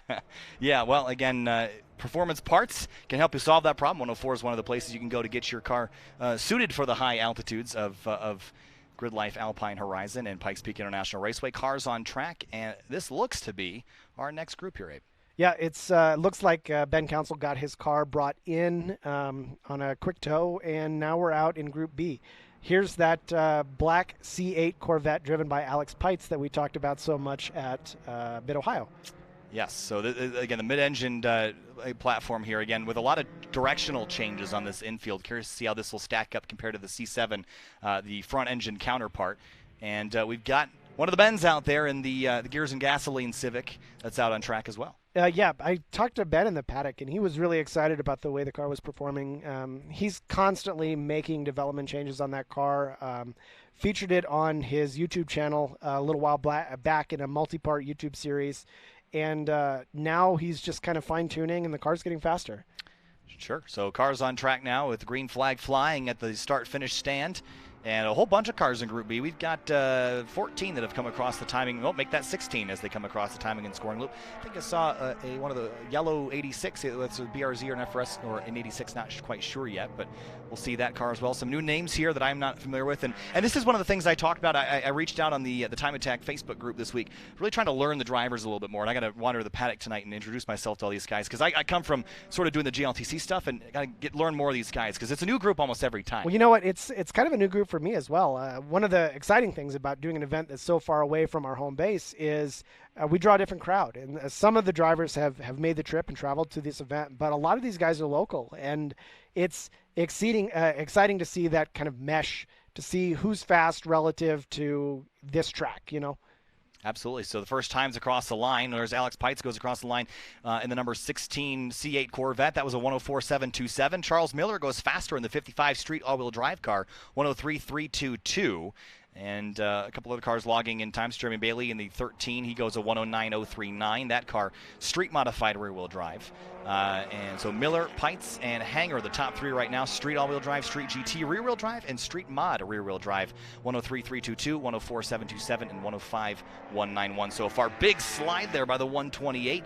That car being driven, let's see, well, that's Joshua Hanger, who's currently P3 overall and first in street mod rear-wheel drive. You know, probably not the fast line drifting through there, but it does look good. Well, I think he missed the drift session a little earlier today, so maybe he should go sign up for that one. He'd be pretty good out there. But yeah, I think sliding around, again, the track surface, I got to get a thermometer down there because I bet you it's well into the triple digits. I wouldn't be surprised to see 120, 130 degree track temps today with the pavement kind of baking. So it's going to make this surface pretty slick, especially on the darker asphalt. Yeah, I think drivers probably get one chance per session, you know, where the tires are nice and cool to go out and do whatever they can to try and get a good lap. But after that, I would imagine they're going to be fighting greasy tires. Yeah. Josh Hanger goes quicker in his street mod rear-wheel drive car, 104.111. He'll pick up second overall. Matt Thompson in the 218, he goes fourth best in the track mod rear-wheel drive car, 105.004. Jason Owens in fifth. A couple other drivers coming across timing and scoring loop. Dustin McDaniel in the 137 street car, in rear-wheel drive. That's a 108.001 for him. Whoa! And that's a car off in the dirt. Looks like that's Alex Pikes. Yep, and he's gone for a loop. Maybe just too much power getting out of the corner there, and that is very dusty looking. Well, I think he probably just wanted to make the car look a little bit more weathered in, you know? It almost looks like it's made out of clay. It's covered in clay at this point, but there's the 55. That's Charles Miller, currently the fastest overall in the session in street all-wheel drive, a 103.322. And he's one of the leaders in the overall season points. Josh Halka is not present at this event, so it could be a great finish for Charles Miller if he has the chance to finish first here. So Miller continues to hang on to the top of the board here in TimeAttack Heat 2, or Heat 2 Group B, as he comes across the line here. And we've got 16 cars that have recorded times. 2 have not yet crossed our scoring loop.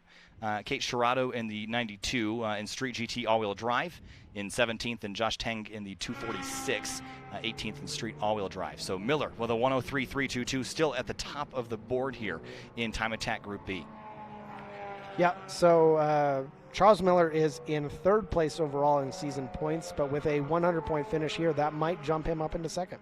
Well, and as I said, Miller was quickest. Joshua Hanger goes even faster, a 103.003. That's almost a 103 flat in Group B. There's a little Miata having a little fun out there. Couldn't catch the number on that car as we had it come swing out. There's a couple of the 86 FRS BRZs that I saw. There's 3 yellow ones out there. That's going to be hard to tell apart. But looks like New York City taxi organization out there. A pretty popular car here. The Pikes Peak International Raceway does also their own autocross style time attack in the infield, and lots and lots of drivers show up for those events. Very popular here. So with 4 minutes into this session, still a little ways to go, as actually we're about 6 minutes into the session now. A couple of the 86 come across the start-finish line as they record some more times, and trying to see who's the car slow at the exit of turn 4 here, NASCAR 4, onto the front straight. Charles Miller. Charles Miller. He's probably just backing it down to head back to the pits here. And on screen is the 461. That car driven by Lucia Cafiero in the street-modified all-wheel drive car. He has not yet put down a time. Got some aero on that car as well. So, and this aero is a big discussion in GLTC as well. But the oval corners here, having downforce is going to be important over there. Maybe not so much in the infield, though. Yeah, I from my discussions with a few people, they've said that especially in turn 1, you'd be really surprised at how much grip there is because the car loads up and steering gets pretty heavy. So I think people are learning that you can take quite a bit of speed into the turn 1. There's the 13 of Jeremy Bailey, and this is a car that was out at Mid-Ohio and ran pretty well out there, climbing up on top of the curbs and carrying as much speed as possible through that infield section. And I wonder if track limits will be a topic of discussion this weekend. I mean, we're seeing cars jump up on these curbs. Is there such thing as too far, though? Usually we would call it a 4 wheels off, would require some attention by the stewards, but beyond that, I don't think there's much of that here. Good to know. So there's the 55. Charles Miller still second overall in this group. Street all-wheel drive, though, currently atop the board in this session of 103.322. Ryan Sotak just crossed the line in 13th overall in street mod rear-wheel drive, 106.985 for him. And across the line, another driver hitting the timing loop. That's Chris Lathrop in the 26 Street Mod all-wheel drive 107.621. Yeah, Charles. I was thinking about Charles Miller just a minute ago, and from what I remember, he's been a GRIDLIFE TimeAttack driver for definitely since like 2015 or 2016, competing in the same car with small changes year over year and just getting faster and faster and faster. So it's exciting to see him travel out to an event like this and see what the car can do at a new track for him. 181 car, that is driven by Ryan Sotak in the Street Mod rear-wheel drive. And so he's running, again, I mentioned just Street Modified. It's a 328i, 201 wheel horsepower in that car with a little bit of aero. And he's currently sitting down in 13th overall in the session. In Street Mod rear-wheel drive, a 106.985 is the best time we've seen out of this car so far this session. Do we expect cars to pick up time throughout the weekend? I know we got some sessions later in the day when the sun goes down. You think we'll see faster times later in the weekend, or you think earlier in the weekend? You know what? I would expect to see fast times in the mornings and the evenings. These daytime sessions are great to learn the track, but I don't think the conditions are perfect for doing their best laps. Sure. I wonder if I wonder how much the pressure changes throughout the day here, if that's a consideration with air. I don't know. I haven't been very high. You know, okay, let's rephrase that. I haven't been at altitude before. The weather conditions are pretty variable here. I think last year there were 3 or 4 different thunderstorms that kind of rolled throughout the weekend. Okay. And that happens really suddenly. So the weather can be great, and then it'll storm, and then it seems like half an hour later the track's dry again. So we'll see if that is a consideration. There's that 128 car digging out of the infield section. And that's getting about all you can out of the rear tires on this car. Just about. And again, that 128 car, we'll see on the. That's Josh Hanger again. He's the fastest car in the session, 103.003. So that hang in the rear end out's getting him speed. And typically you'd think that driving like that would probably roast your tires off pretty quick, but he's been running fairly decent lap times. He's about 7/10 off. That time was half a second off of his best time, but that's still a pretty close delta considering how hard he's been driving for pretty much the entirety of the session. So I think sometimes the mantra for some of those cars, especially the rear-wheel drive stuff, is always forward but not necessarily ever straight. Sure. And sometimes that can be fast. 218 and Matt Thompson, that is a Mustang, which is an interesting platform for a track like this with the live rear axle in this car. That's got to be a handful at times, but we'll see what that car is capable of. I'm sure it'll love getting up out onto the oval. And again, this is not a super small oval. This almost doesn't classify as a short track. It's about a mile in length. Usually anything under a mile is classified as a short track in terms of the oval configuration. Usually a mile and up is classified as an intermediate. So this is a pretty big place for these cars to stretch their legs out. Yeah, so like we said, the fast time here recorded so far is a 56.922, which is an incredibly fast time, an improvement of about half a second over Jeremy Swenson's personal best from last year. So I would not be surprised to see probably Ferris in the 55s by the end of tomorrow. I think that's reasonable. And no Swenson or any of the other Corvette boys here this weekend? No, those guys are prepping for another event next weekend, I think in Pennsylvania. So big payout on that one. So I think a lot of drivers take that stuff seriously. That's a long way out here, too. This is a great place, but it's a long drive. What was your drive? I think, obviously, we're feeding the baby like every couple of hours, and she gets a little fussy. But I think it was about 20 for us. But the drive was scheduled for 16. Gotcha. But the RV's not great on fuel, so you're stopping a lot. So. Yep, so there's Ben Thorne out there in the 66. He's currently 6th overall in this session, but currently leading street front-wheel drive in this session, a 104.905, and it's cool to see the progression of this car. They've done a lot of build vlogs on this car on their channel, the Gears and Gasoline channel, which works a lot with GRIDLIFE, and Ben kind of laid out, like, this is what this costs if you want to do this, and it's really interesting because there's sort of 2 approaches to building race cars. There's there's always the cheap, fast, reliable, and you can pick 2 of those things. Yeah. And I think they picked fast and reliable, so that leaves the other one out there. But they've put a lot of effort into this car, and it's showing it's fast. Yeah, he's on also the RT660 Falcon tire as well, and I think he's pretty excited about. He put big tires underneath for this event, and in street class, the front-wheel drive cars are allowed up to 285. I don't think that the EK that he's running can fit something quite that big, but he's got something pretty substantial underneath, and I think he's enjoying all that grip. Yeah, that Falcon RT660, I've seen that get used a lot lately. I've seen it on some GLTC cars, seen it on a bunch of TimeAttack cars. So a lot of drivers are using that tire, and it's been pretty quick so far. I know, talking about GLTC, Tom O'Gorman's one of those Falcon drivers. He was on street tires at Mid-Ohio and still ended up running in the top 10, which is an incredible feat considering the conditions that we were driving in. And that car being kind of fresh for GLTC, not yet fully dialed in and developed. It was really impressive on both the tire front and on the driver front. There's the 181 car. That, again, is Ryan Sotak in the 328i as he works his way back onto the NASCAR oval. Bit of a slide on corner entry there. And that's one of these corners that I'm not sure you want to be right up against the apex curb there. It might be faster, run a little bit wider, and carry some more momentum up onto the oval. Or you can try to kind of arc it in the late apex it. But this is a really interesting track because there are so many ways that you can run this infield section. Well, in that case, I can't rightly say, because this is one of the only tracks that GRIDLIFE runs at that I have not driven at speed. Well, you should get out there. Get a golf cart. I probably should. So there's that Mustang again. That, again, the 218 of Matt Thompson thundering his way through. And this is one of these cars that on this infield section is going to feel like an ocean liner. Then it's going to get up onto the straightaways and just rip. And you see it in the acceleration zones here. It just gets up and goes. Definitely a car that might be better suited to the oval layout, but it's performing quite well here on the infield. And again, currently sitting 4th overall in the session, and in track mod rear-wheel drive, the quickest of that category in this particular session. So Josh Hanger still at the top of the board, a 103.003, still the fastest that we've seen in this Group B. And with the last couple minutes in the session here, some other drivers, Josh Tang in the 246, he just improved to a 105.246 in street all-wheel drive. Dustin McDaniel in the 137, he jumps to a 106.865 in street rear-wheel drive. That puts him 12th. And in street rear-wheel drive, I think that would put him, that might be at least first or second. There's a lot of streets and different drivetrain layouts. So I think he might be the fastest street rear-wheel drive car back in 12th overall.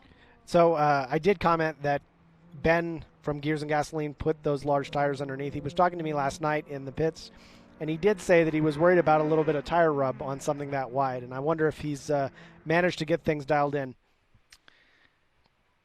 So name correction here. I think I said Lucia in the 461 car. So thanks to Nate for correcting me on that one. And again, a lot of new names here, and it's good to get them right before you say them wrong too many times. I'm glad I got that on Friday and not on Sunday afternoon. But thanks, Nate, again for that. And well, so with this session almost complete, no one looks like they're going to dethrone Hanger here at the top of the order in Group B. Then we're going to move on to our next group, which will be another step down in horsepower levels and generally a little bit slower lap times. But it's just so interesting to watch. The lap times have not fallen off very much from Group A to Group B, and I don't think we'll see a huge drop from Group B to Group C either. I'd imagine not. Things are generally pretty tight. We're probably going to see the majority of the field within 10 or 15 seconds of each other, which on a short track like this is pretty tight. If you were to compare that to a place like Road America as an example, you would see a much, much larger spread, and just based on horsepower alone. So a lot of the cars have come down to the pit lane. I think there's still a couple stragglers out there, but I do see a blower getting out on the racetrack. That would tell me that they're probably going to go out there and fix the sand pit that has probably been dug up there. There is, I think that's the 184 car, which would that is the Miata that we were looking at earlier. I think that's the 184. Trying to find that. Oh, William Rengel in Street Mod Rear Wheel Drive. Is that Miata in 3rd place overall? That'd be incredible. And let's see if I can get the number as he comes by. That's far away, Abe. It's pretty far. We're sitting far from the track. We're probably, I don't know, about 50 or 60 yards from the track, so it's a little tricky to read the numbers as they go on by. Yep, that was Rengel that came through with a 104.065, looks like. That's a quick car. Which is decently fast. Should put him in the top 5 in Street Mod overall after this session. Yeah, that's a pretty quick car, and you see it there as he and there's Ben Thorne again as they head into the infield section. It's a quick kink, hard left off the back straightaway, probably well over 100 miles an hour, then braking down to probably 2nd gear for the turn into the road course. If we can stick with Ben Thorne here a little bit, I saw on the last lap that he's battling a little bit of wheel hop on the rear end. I'm sure that's tricky to drive through, so we'll see if he can get the suspension dialed in over the next couple of sessions. I saw the exact same thing in GLTC practice with Sally McNulty, and seems like this might be a front-wheel drive issue here when you're just dragging these rear tires around. How light the rear end is in this car, it's going to skip and hop, and you saw it do it a little bit there, maybe not quite as severe. And you see it bouncing around just a bit as he turns back up onto the oval. But I think front-wheel drive cars probably fighting that a little bit this weekend. Maybe not so much the rear-wheel drive cars. They'll be struggling with getting front grip turning back up onto the oval. And it looks like Ben Thorne's going to peel off and head to pit lane. Checkered flag falling in Group B for TimeAttack here across the line. Jeanette Negri in the 108 car, excuse me. That is a street mod rear-wheel drive car, 106.278, the best time for that car this session. So checkered falls on our Group B session. We'll move into Group C here shortly, Abe. So Hanger again runs his quickest lap.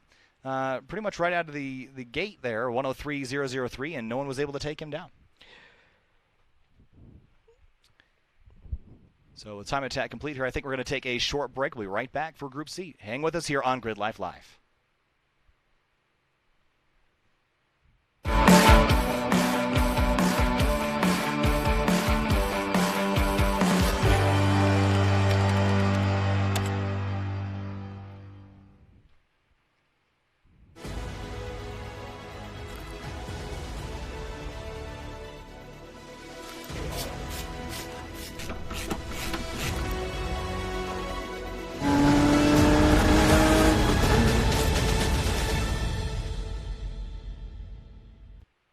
The Falcon Azenis RT660 is the enthusiast choice for ultra-high performance. Engineered for predictable handling and stability, the RT660 provides maximum traction both on and off the track. Your competitive edge has arrived with the Falcon Azenis RT660.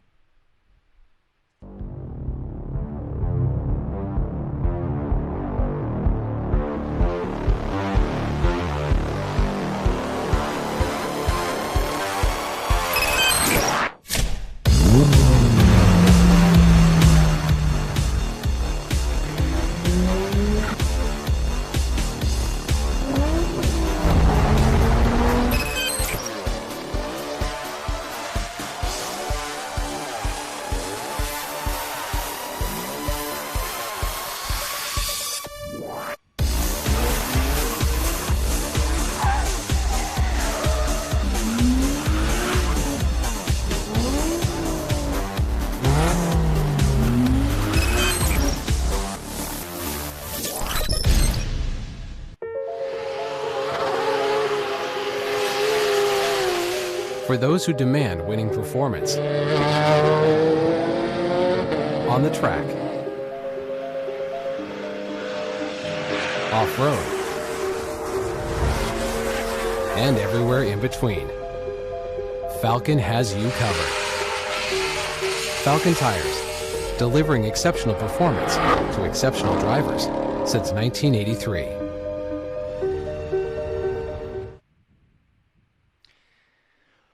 It is a hot and sunny afternoon here at Pikes Peak International Raceway in Fountain, Colorado. We've got TimeAttack underway right now. We'll be moving into GLTC qualifying later this afternoon. You're watching Grid Life Live. My name is Kyle Heyer, joined by Abe Schmucker here on this afternoon. It is getting hot in this room here, Abe. We got a couple fans blowing on us here, but the sun beating down on the 1.3-mile road course, and it's been pretty wild out there so far today. We've seen some pretty quick times, sub 1 minute in our first TimeAttack session, approaching that in TimeAttack Group B, but Group C coming up here shortly before we move into GLTC qualifying at 6 p.m. after I think we got a little bit of a break. So a lot going on here. I love this venue because the night sessions are so such an experience for so many drivers who may have not had the opportunity to drive their cars at speed at night.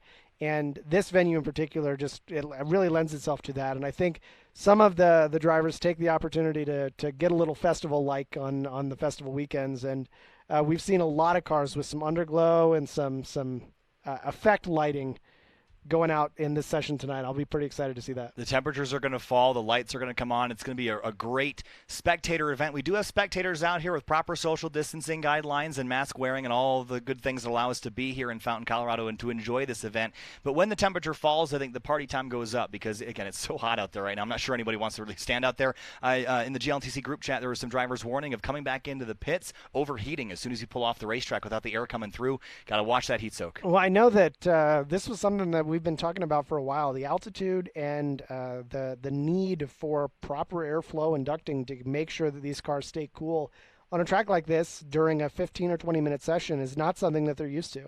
Right, and I think in TimeAttack you might be running a couple laps at a time, and it's a little bit easier to control how long you're out on track. But I'm thinking about the drift guys are sort of the same thing, but GLTC, you got to be out on track for 15, 20 minutes at a time, lap after lap after lap. That's a big concern there. So again, by 6 p.m. the temperature should drop a little bit, but TimeAttack drivers, while they're sitting waiting to get the green flag, they better have that motor off, or at least I think at Jack Ding was even spraying the car down, at least the radiators, with water at Autobahn just to keep those temps down, to keep it from heat. Definitely, and if you don't follow Eric Attil Racing on Instagram, he's done a NASCAR-style front radiator just to make sure that the temperatures stay low for a track like this. Yeah, he's adjusted that bumper a couple times in the past few months. And he was still struggling with brake heat and engine heat, and a lot of that, getting heat out of that engine compartment has been a real challenge for him, but he's gotten that car sort of sorted. We didn't see him in the practice session, though, so that's sort of concerning. We only had 11 cars out on track. I know we've got a lot more than that here. So from what we saw in the pits, it looked like he was working on something in the fuel system because the hatch on the EG was open, and that's the only thing back there. So we'll see if he can get things dialed in by qualifying time. Yeah, so we'll see if that can happen. He's still got about just under 2 hours to get that sorted. But in TimeAttack so far, Faris Khartoumi, again, the car that we expect to be quick is this weekend, already in the low 57s. Track record of 56.9 that he's shooting for, so he's really only about a tenth off of that. Well, he took that record this morning. Oh, he did? Okay, so, that's right. Yeah, I think he wants to see himself in the 55s by the end of the weekend, and he is generally pretty quick to get out on track, get things done, and then get back to the paddock. And if I remember right, he's planning on flying out back home to Texas tomorrow afternoon. So anything that he's going to do, it should be either tonight or tomorrow morning. Good to know. So you can see at the top left, that's the track map here for the Roval at PPIR. And for those that aren't familiar with this venue, it is a beautiful facility constructed in 1997. It's hosted NASCAR and IndyCar and a whole bunch of other things. It's a 1-mile oval with a 1.3-mile 9-turn road course. That's what we're running here for TimeAttack and GLTC. And there's a short road course on the infield that Drift is using tonight. And I think we might be running some full course Drift tomorrow. So keep an eye out for that. As it looks like, well, we got some sponsors roll through here. And again, GridLife Live is sponsored by Falken Tires. Falken's RT660 offers peak performance inspired by enthusiasts. FCP Euro, every part you buy is guaranteed for life. ST Suspension, high-quality suspension kits and components for a reasonable price. Haltech, world leaders in aftermarket ECUs. GridLife Live is also sponsored by 104 Performance. Feel the difference. And by Mike's Harder. When you fuel your night for whatever lies ahead, you go harder. What's out there starts here. So while we wait for Group C to get out on track, the sun continues to bake the asphalt here in Fountain, Colorado. And I told everybody a little bit earlier, while we wait, I'll tell the story again. I always look up, and what did I already tell you? I think I told you about the train derailment. You did. I did. So I got to remember not to tell it too many times. But it's such an interesting story. There was one in Mid-Ohio I wasn't even going to bother going into because it was too wild. So we're going to let people do their own research on Lexington. But Fountain's got a cool story behind it. We're also not too far away from Colorado Springs, which has a booming population, which is really cool to see. This is such a beautiful area. I think it'd be great to live a little far away from my hometown. Yeah, a little bit far for me as well. Yeah, but for those that are already sort of out here, this is a great lifestyle and a great area, a really neat, a wide open space. And it's got a racetrack nearby, which is always a plus. Man, but this heat is killer. It is hot, and we're sort of sitting in a fishbowl with the south-facing wall here, getting the sun right in the windows. But as it cools down a lot, I think our weekend is very heavily pushed towards the evening, and it's actually a little bit past prime time on the East Coast, so we're running mountain time here. So our GLTC races see again all the times in mountain time, so 8:20 is actually 10:20 on the East Coast. So make sure when you schedule when you're going to be tuning in, hopefully you're with us the whole time, but if you're coming to tune back in, make sure that you check what time zone you're watching from. Again, so if we're doing Eastern time zone, GLTC qualifying will be 8 p.m., then Drift at 8:20, TimeAttack at 9 o'clock, and then GLTC race number 1 at 10:20, followed by Night Shift Drift at 11:20 Eastern.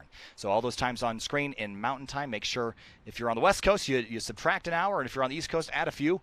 And make sure that you're watching everything right here on GridLife Live. Thanks for joining us here on Facebook and YouTube. Make sure, while you're waiting, to drop a subscription on the GridLife YouTube channel, and make sure you hit like on Facebook as well so you can catch all this. If you're on one of our partners' pages, make sure you drop them a like as well, and tell them you like GridLife and you want to come back. This has been a really fun season so far, getting the streams fired up back at Mid-Ohio a few weeks back, and great to be out here at Colorado. Got a few more events coming up this season. Road America in a couple weeks. I think it's 3 weeks out. It's second weekend in September. at the National Park of Speed in Elkhart Lake, Wisconsin. And we'll wrap things up with the Midwest Festival, which got sort of shifted around, and still sort of making sure that we can have that event as safely as possible, but that's scheduled for October. So still some events up on the up-and-coming schedule here for Grid Life this fall, so make sure you keep an eye out for those. But for those of you at home that couldn't be here, welcome, as we're still probably cleaning up something out there on track would be my guess, since we've been waiting for a little while. Yeah, I'm looking at the schedule here, and night shift drift at 9:20 Mountain Time. I think one of the exciting things about this event is just how late in the day we can run, and watching the drift cars kind of go through at night with all the ambient lighting and different elements. It's an experience. It really is an experience. I think this racetrack with the lights built in, and we got all sorts of cool lighting effects that are going to go on here. This whole place is going to be bathed in colored light too. So I think we turn this into our personal little playground for a couple days and invite some people in to check it out, socially distanced and mask wearing, of course. But I think this is a really cool venue, and once we get slipping and sliding, this is also a very photogenic venue. So I'm sure the photographers, the media, having a great time down there shooting the drift, especially. But we're also wheel racing under the lights as well. I think for 3 of our 4 races this weekend, it's going to be either sunset or completely dark. That's just about perfect. I know that to your point about being photogenic, last year, right after a thunderstorm, I think it was Larry Chen who had shot right into turn 1 here, a bunch of GLTC's cars entering right after the race start, and there are rainbows in the background. Oh, it was so pretty impressive. I mean, there's a lot of beautiful racetracks, and Grid Life visits a bunch of them. Obviously, we're just at Mid-Ohio. We've been to Autobahn Country Club. Gingerman Raceway is another beautiful facility. We've been to a lot of these racetracks, but there's very few that have the distant scenery that Pikes Peak has here. And we can actually see Pikes Peak off in the distance, and I haven't gotten a chance to go out there. There it is, one of those peaks out there. Yeah, it's that one that's kind of obscured by most of the clouds. You can just barely see it right in the center of the frame. There it is. It's way back there, but the beautiful mountains, and also the sky gets pretty dark here at night too, which is pretty cool. So hoping to get the camera out this evening after the track lights shut off to get some cool pictures of the night sky. So we're out in sort of the middle of nowhere, but in the best way. So one of the exciting things about this venue is for Grid Life, we don't have any particular curfew or shutdown time. And in part, it's because there really aren't any neighbors in this area. The only thing that's around here is a military base. And I didn't hear it last night, but sometimes it can sound like a war zone here because they're doing like shelling and stuff way out in the distance. I've heard it's quite an experience. I think whoever brings the car that gets the military base to complain about noise from the neighbors, they should get a trophy. It might be Justin Kelly's car is pretty loud. Justin Kelly's car is pretty loud. That might be the one that sets off the decibel meter. We got cars rolling, and this should be Group C coming out on track now as we're firing up TimeAttack here. And we'll get timing and scoring up on the screen for you as soon as we got cars rolling. But a fairly large Group C field getting out on track. And back to action from Pikes Peak International Raceway. So we're looking at probably 85 to 90 cars overall in TimeAttack this weekend. Pretty decent-sized field, and on a small track, we'll have 4 to 5 different run groups sorted by time to let drivers get their best chance at doing their best lap. So a handful of cars making their way out onto the facility this time through and climbing up onto the oval, BMWs and BRZs, and there's a Mini Cooper out there as well. I've always wanted to get in one of those things and see how they drive. I feel like they'd be a whole lot of fun. So the Mini Cooper fielded a question earlier today. You noticed that car doesn't have the Grid Life Track Battle banner on the front, which is typically a requirement to run at our events. Driver's like 6'4", 6'5", and he's in a Mini Cooper. And there was no way that he could not obscure his field of vision by having one of those banners on the car. So he got a pass from Adam. Well, that's pretty cool. That's a cool story. I mean, that's a little car. I'm not sure I would be super comfortable in it. I'm not a huge guy, but I'm 6 foot. I'm big enough. I probably want something a little larger. I fit very well in an NA Miata. NDs, I don't fit great in actually, because all the newer safety structures and that sort of thing, and the windshield's pretty low. I feel a little sketched out in one of those cars, but my uncle's got a beautiful NA that I got to drive, and it still to this day is one of the best cars I've driven. But I'm always a big fan of lightweight little cars.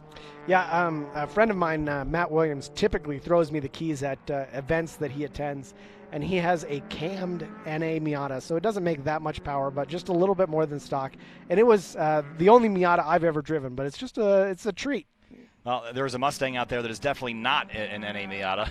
That thing is got a lot of power into that hood. We'll see what it's capable of doing on the racetrack as we got cars crossing the timing and scoring line now to begin our Group C session in Time Attack Heat number 2. Ken DeVries, 108.521 in street front-wheel drive is the first, street rear-wheel drive, excuse me, the first to come across the line. Couple unlimited on-wheel drive cars in this, unlimited rear-wheel drive for Cash Singh in the 78. And there is the 303 car. That vehicle, this session, being driven, do I have it on timing and scoring yet? Yes, Ryan Dussix in the street front-wheel drive category. Scott Musgrove, unlimited all-wheel drive, 106.010 in that car as he comes across the start-finish line. And green flag here for Time Attack Session Group C. So some of these unlimited cars we're seeing here in Group C are not unlimited in the GRIDLIFE conventional Time Attack sense. Probably these drivers just want to run racing slicks, and that is probably the only kicker that brought them into the unlimited group. Adam Wood, 105.585 in street all-wheel drive. He goes to the top of the board. And David Bruner in the 138 street rear-wheel drive, 110.417. This is a big group of cars. We got 24 out on track. And one driver I see that just came across the start-finish line is Nick Stentiford in the 187. This is not his GLTC Prepped S2000. He's running a different car. I didn't see what it was. We've seen Stentiford in GLTC at COTA before, but he's, I think, a seasoned Time Attack driver. Been around for a little while there. Yeah, I think he transitioned that S2000 that he had driven all over the country to attend events. In Time Attack last year, he brought it into GLTC spec, and so driving something different at this event. But he's always a good sport about being in the paddock and helping people and just being a good guy to be around. And he probably has the coolest racing suit that I've ever seen. I haven't seen it. It looks like a business suit. Okay. Okay. Oh, I know what you're talking about now. I have seen pictures of this. Yeah, that's pretty cool. I like drivers that do stuff like that. It's always fun. There's the 136 car as he heads over the curbs on the far side of the course. That car, Ben Ryan, unlimited rear-wheel drive as he pulls back up. A little bit of a puff of smoke out the rear tailpipe there, and he'll climb up onto the banking at the exit of NASCAR 4. So a decent number of cars in this heat, but not separated by very much. It looks like the range of cars goes from 105 to 113, so 8-second spread from front to back. Yeah, but there's still a lot of traffic out there, and I think we saw 10, 15 cars in our first couple sessions, but having 24 cars on a 1.3-mile racetrack, that's a lot of cars, a lot of traffic to deal with as well. There's some strategy in Time Attack as well, right? You don't really benefit very much from being clustered up by anyone around you. So, if there are clean sides of the track, there's some benefit to come in, ask for space, and then go back out on the empty side of the track where you can go out and enjoy the perfect, empty track to drive. So Corey Ross in track mod rear-wheel drive jumps up to a 105.533. And that was his third lap out, and he will go to the quickest part of the board, right at the very top. Adam Wood comes across the line, does not improve on his 105.585. Jesse Shapiro in the 127 comes on through in, that would be street rear-wheel drive with a 110.672. And Jesse sent me some information. First GRIDLIFE weekend for Jesse, or at least at Pikes Peak. So the car is a 2013 Mazda MX-5, and original owner. Bought off the floor of the Mazda showroom floor, so basically turned right into a race car. And Jesse drove first right into autocross in 2016 with the SCCA Rocky Mountain Solo, Rocky Mountain Regional BMW Club, and PPR Track Attack, which I was reading about earlier. PPR has their own sort of Time Attack group that runs here every now and then. 2016 SCCA RM Solo Rookie of the Year, and a whole bunch of other accolades here as well. So thanks, Jesse, for that information. And right now, down in 20th overall, street rear-wheel drive, a 110.672, the best lap so far for Jesse. So we'll see that MX-5 at some point this session. There is a S2000, I believe, that is heading into the turn 5 section. And get the number off that car. There is the 387. 387 car this afternoon, and driven by, looking up the order.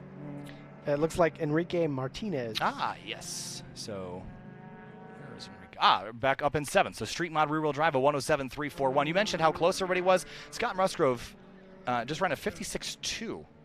Really? Is that a timing error? That's got to be. That seems improbable. It does seem improbable. It's like within the realm of possibility. Like it's a time that could, in theory, be run. But That must be an error here. We're going to have to talk to our boys at Timing and Scoring about that one. We're looking at Scott's times from the session: 106, 107, 108, 56, 107. So I don't think that one's probably legit. Maybe he took the short way around. Yeah, maybe could have cut off a sector there or cut through to get back to the start-finish line or that sort of deal. So so I still think it's Adam Wood at the top of the order with a 105.255. So lots of really cool cars in this session. Subaru's pretty popular here in Colorado. I can't imagine why. Well, there's the 523. That's Musgrove. That's the car that is at the top of the pylon for now, at least. Not sure if that's an error or not. Coming across the line this time through, we'll see if that time changes at all. And that time through a 108.117. So that's got to be a timing error somewhere. So Adam Wood second, Corey Ross third. So Adam Wood in the street all-wheel drive class, then Corey Ross in the track mod rear-wheel drive. JV Hernandez in the 104 just went quickest, second quickest in track mod rear-wheel drive, a 106.1 in the fourth place car, 104. Nick Stenhover jumps up to fifth overall in street rear-wheel drive. First quick of the street rear-wheel drive cars in this session, a 106.136. Lots of different builds here. Lots of old Hondas. We see an EF on screen here.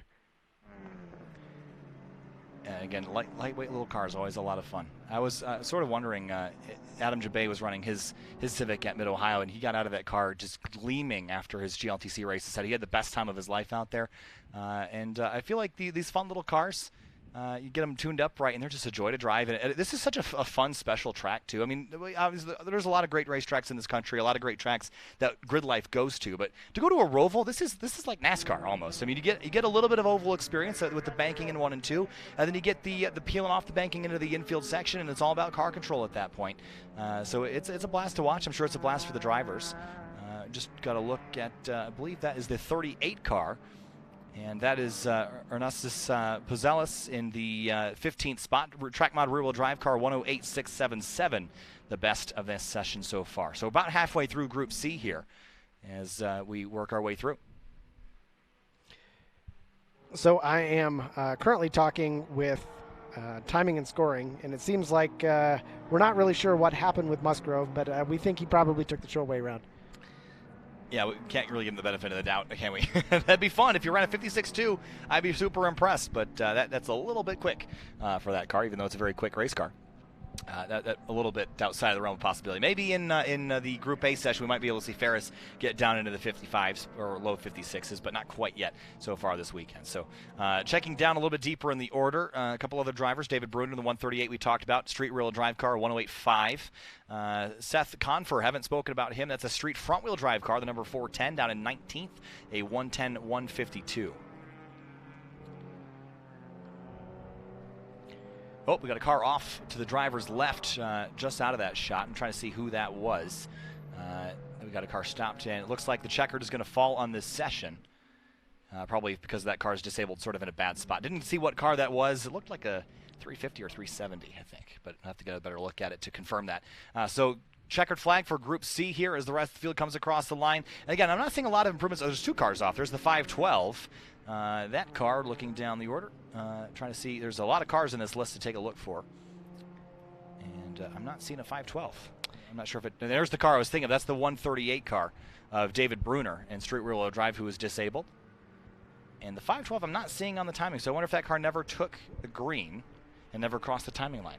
I'm looking at that car, and I'm not positive, but that might be one of our TimeAttack veterans. That might be Kevin Parlett. I'm not sure. Jesse Shapiro comes across the line, improves that time to a 109.881 in street rear-wheel drive, still 19th overall. But the checkered falls on this session for TimeAttack Group C. And taking a look at the schedule for the rest of the day, again, we got GLTC race number 1 coming way later tonight, but we got some HPDE in the meantime. We're actually going to take a break here in just a little while and come back to you for GRIDLIFE Touring Cup qualifying at 6 p.m. Mountain Time. That's 8 p.m. Eastern. or 5 p.m. If you're on the West Coast. We've got Drift coming up at 6:20, then TimeAttack again at 7 p.m., followed by GRIDLIFE Touring Cup race number 1 under the lights at 8:20 and 9:20 Mountain Time. Night Shift Drift under the lights with a whole show coming to you a little bit later this evening. So we're going to take a break for just about 90 minutes and come on back for GRIDLIFE Touring Cup qualifying at 6 o'clock p.m. And we're going to wrap things up. We'll be back with you from Pikes Peak International Raceway from Fountain, Colorado. My name is Kyle Heyer, joined by Abe Schmucker. We'll be back for GLTC qualifying at 6 p.m. Thanks so much for watching. We'll be back later today. Stick with us.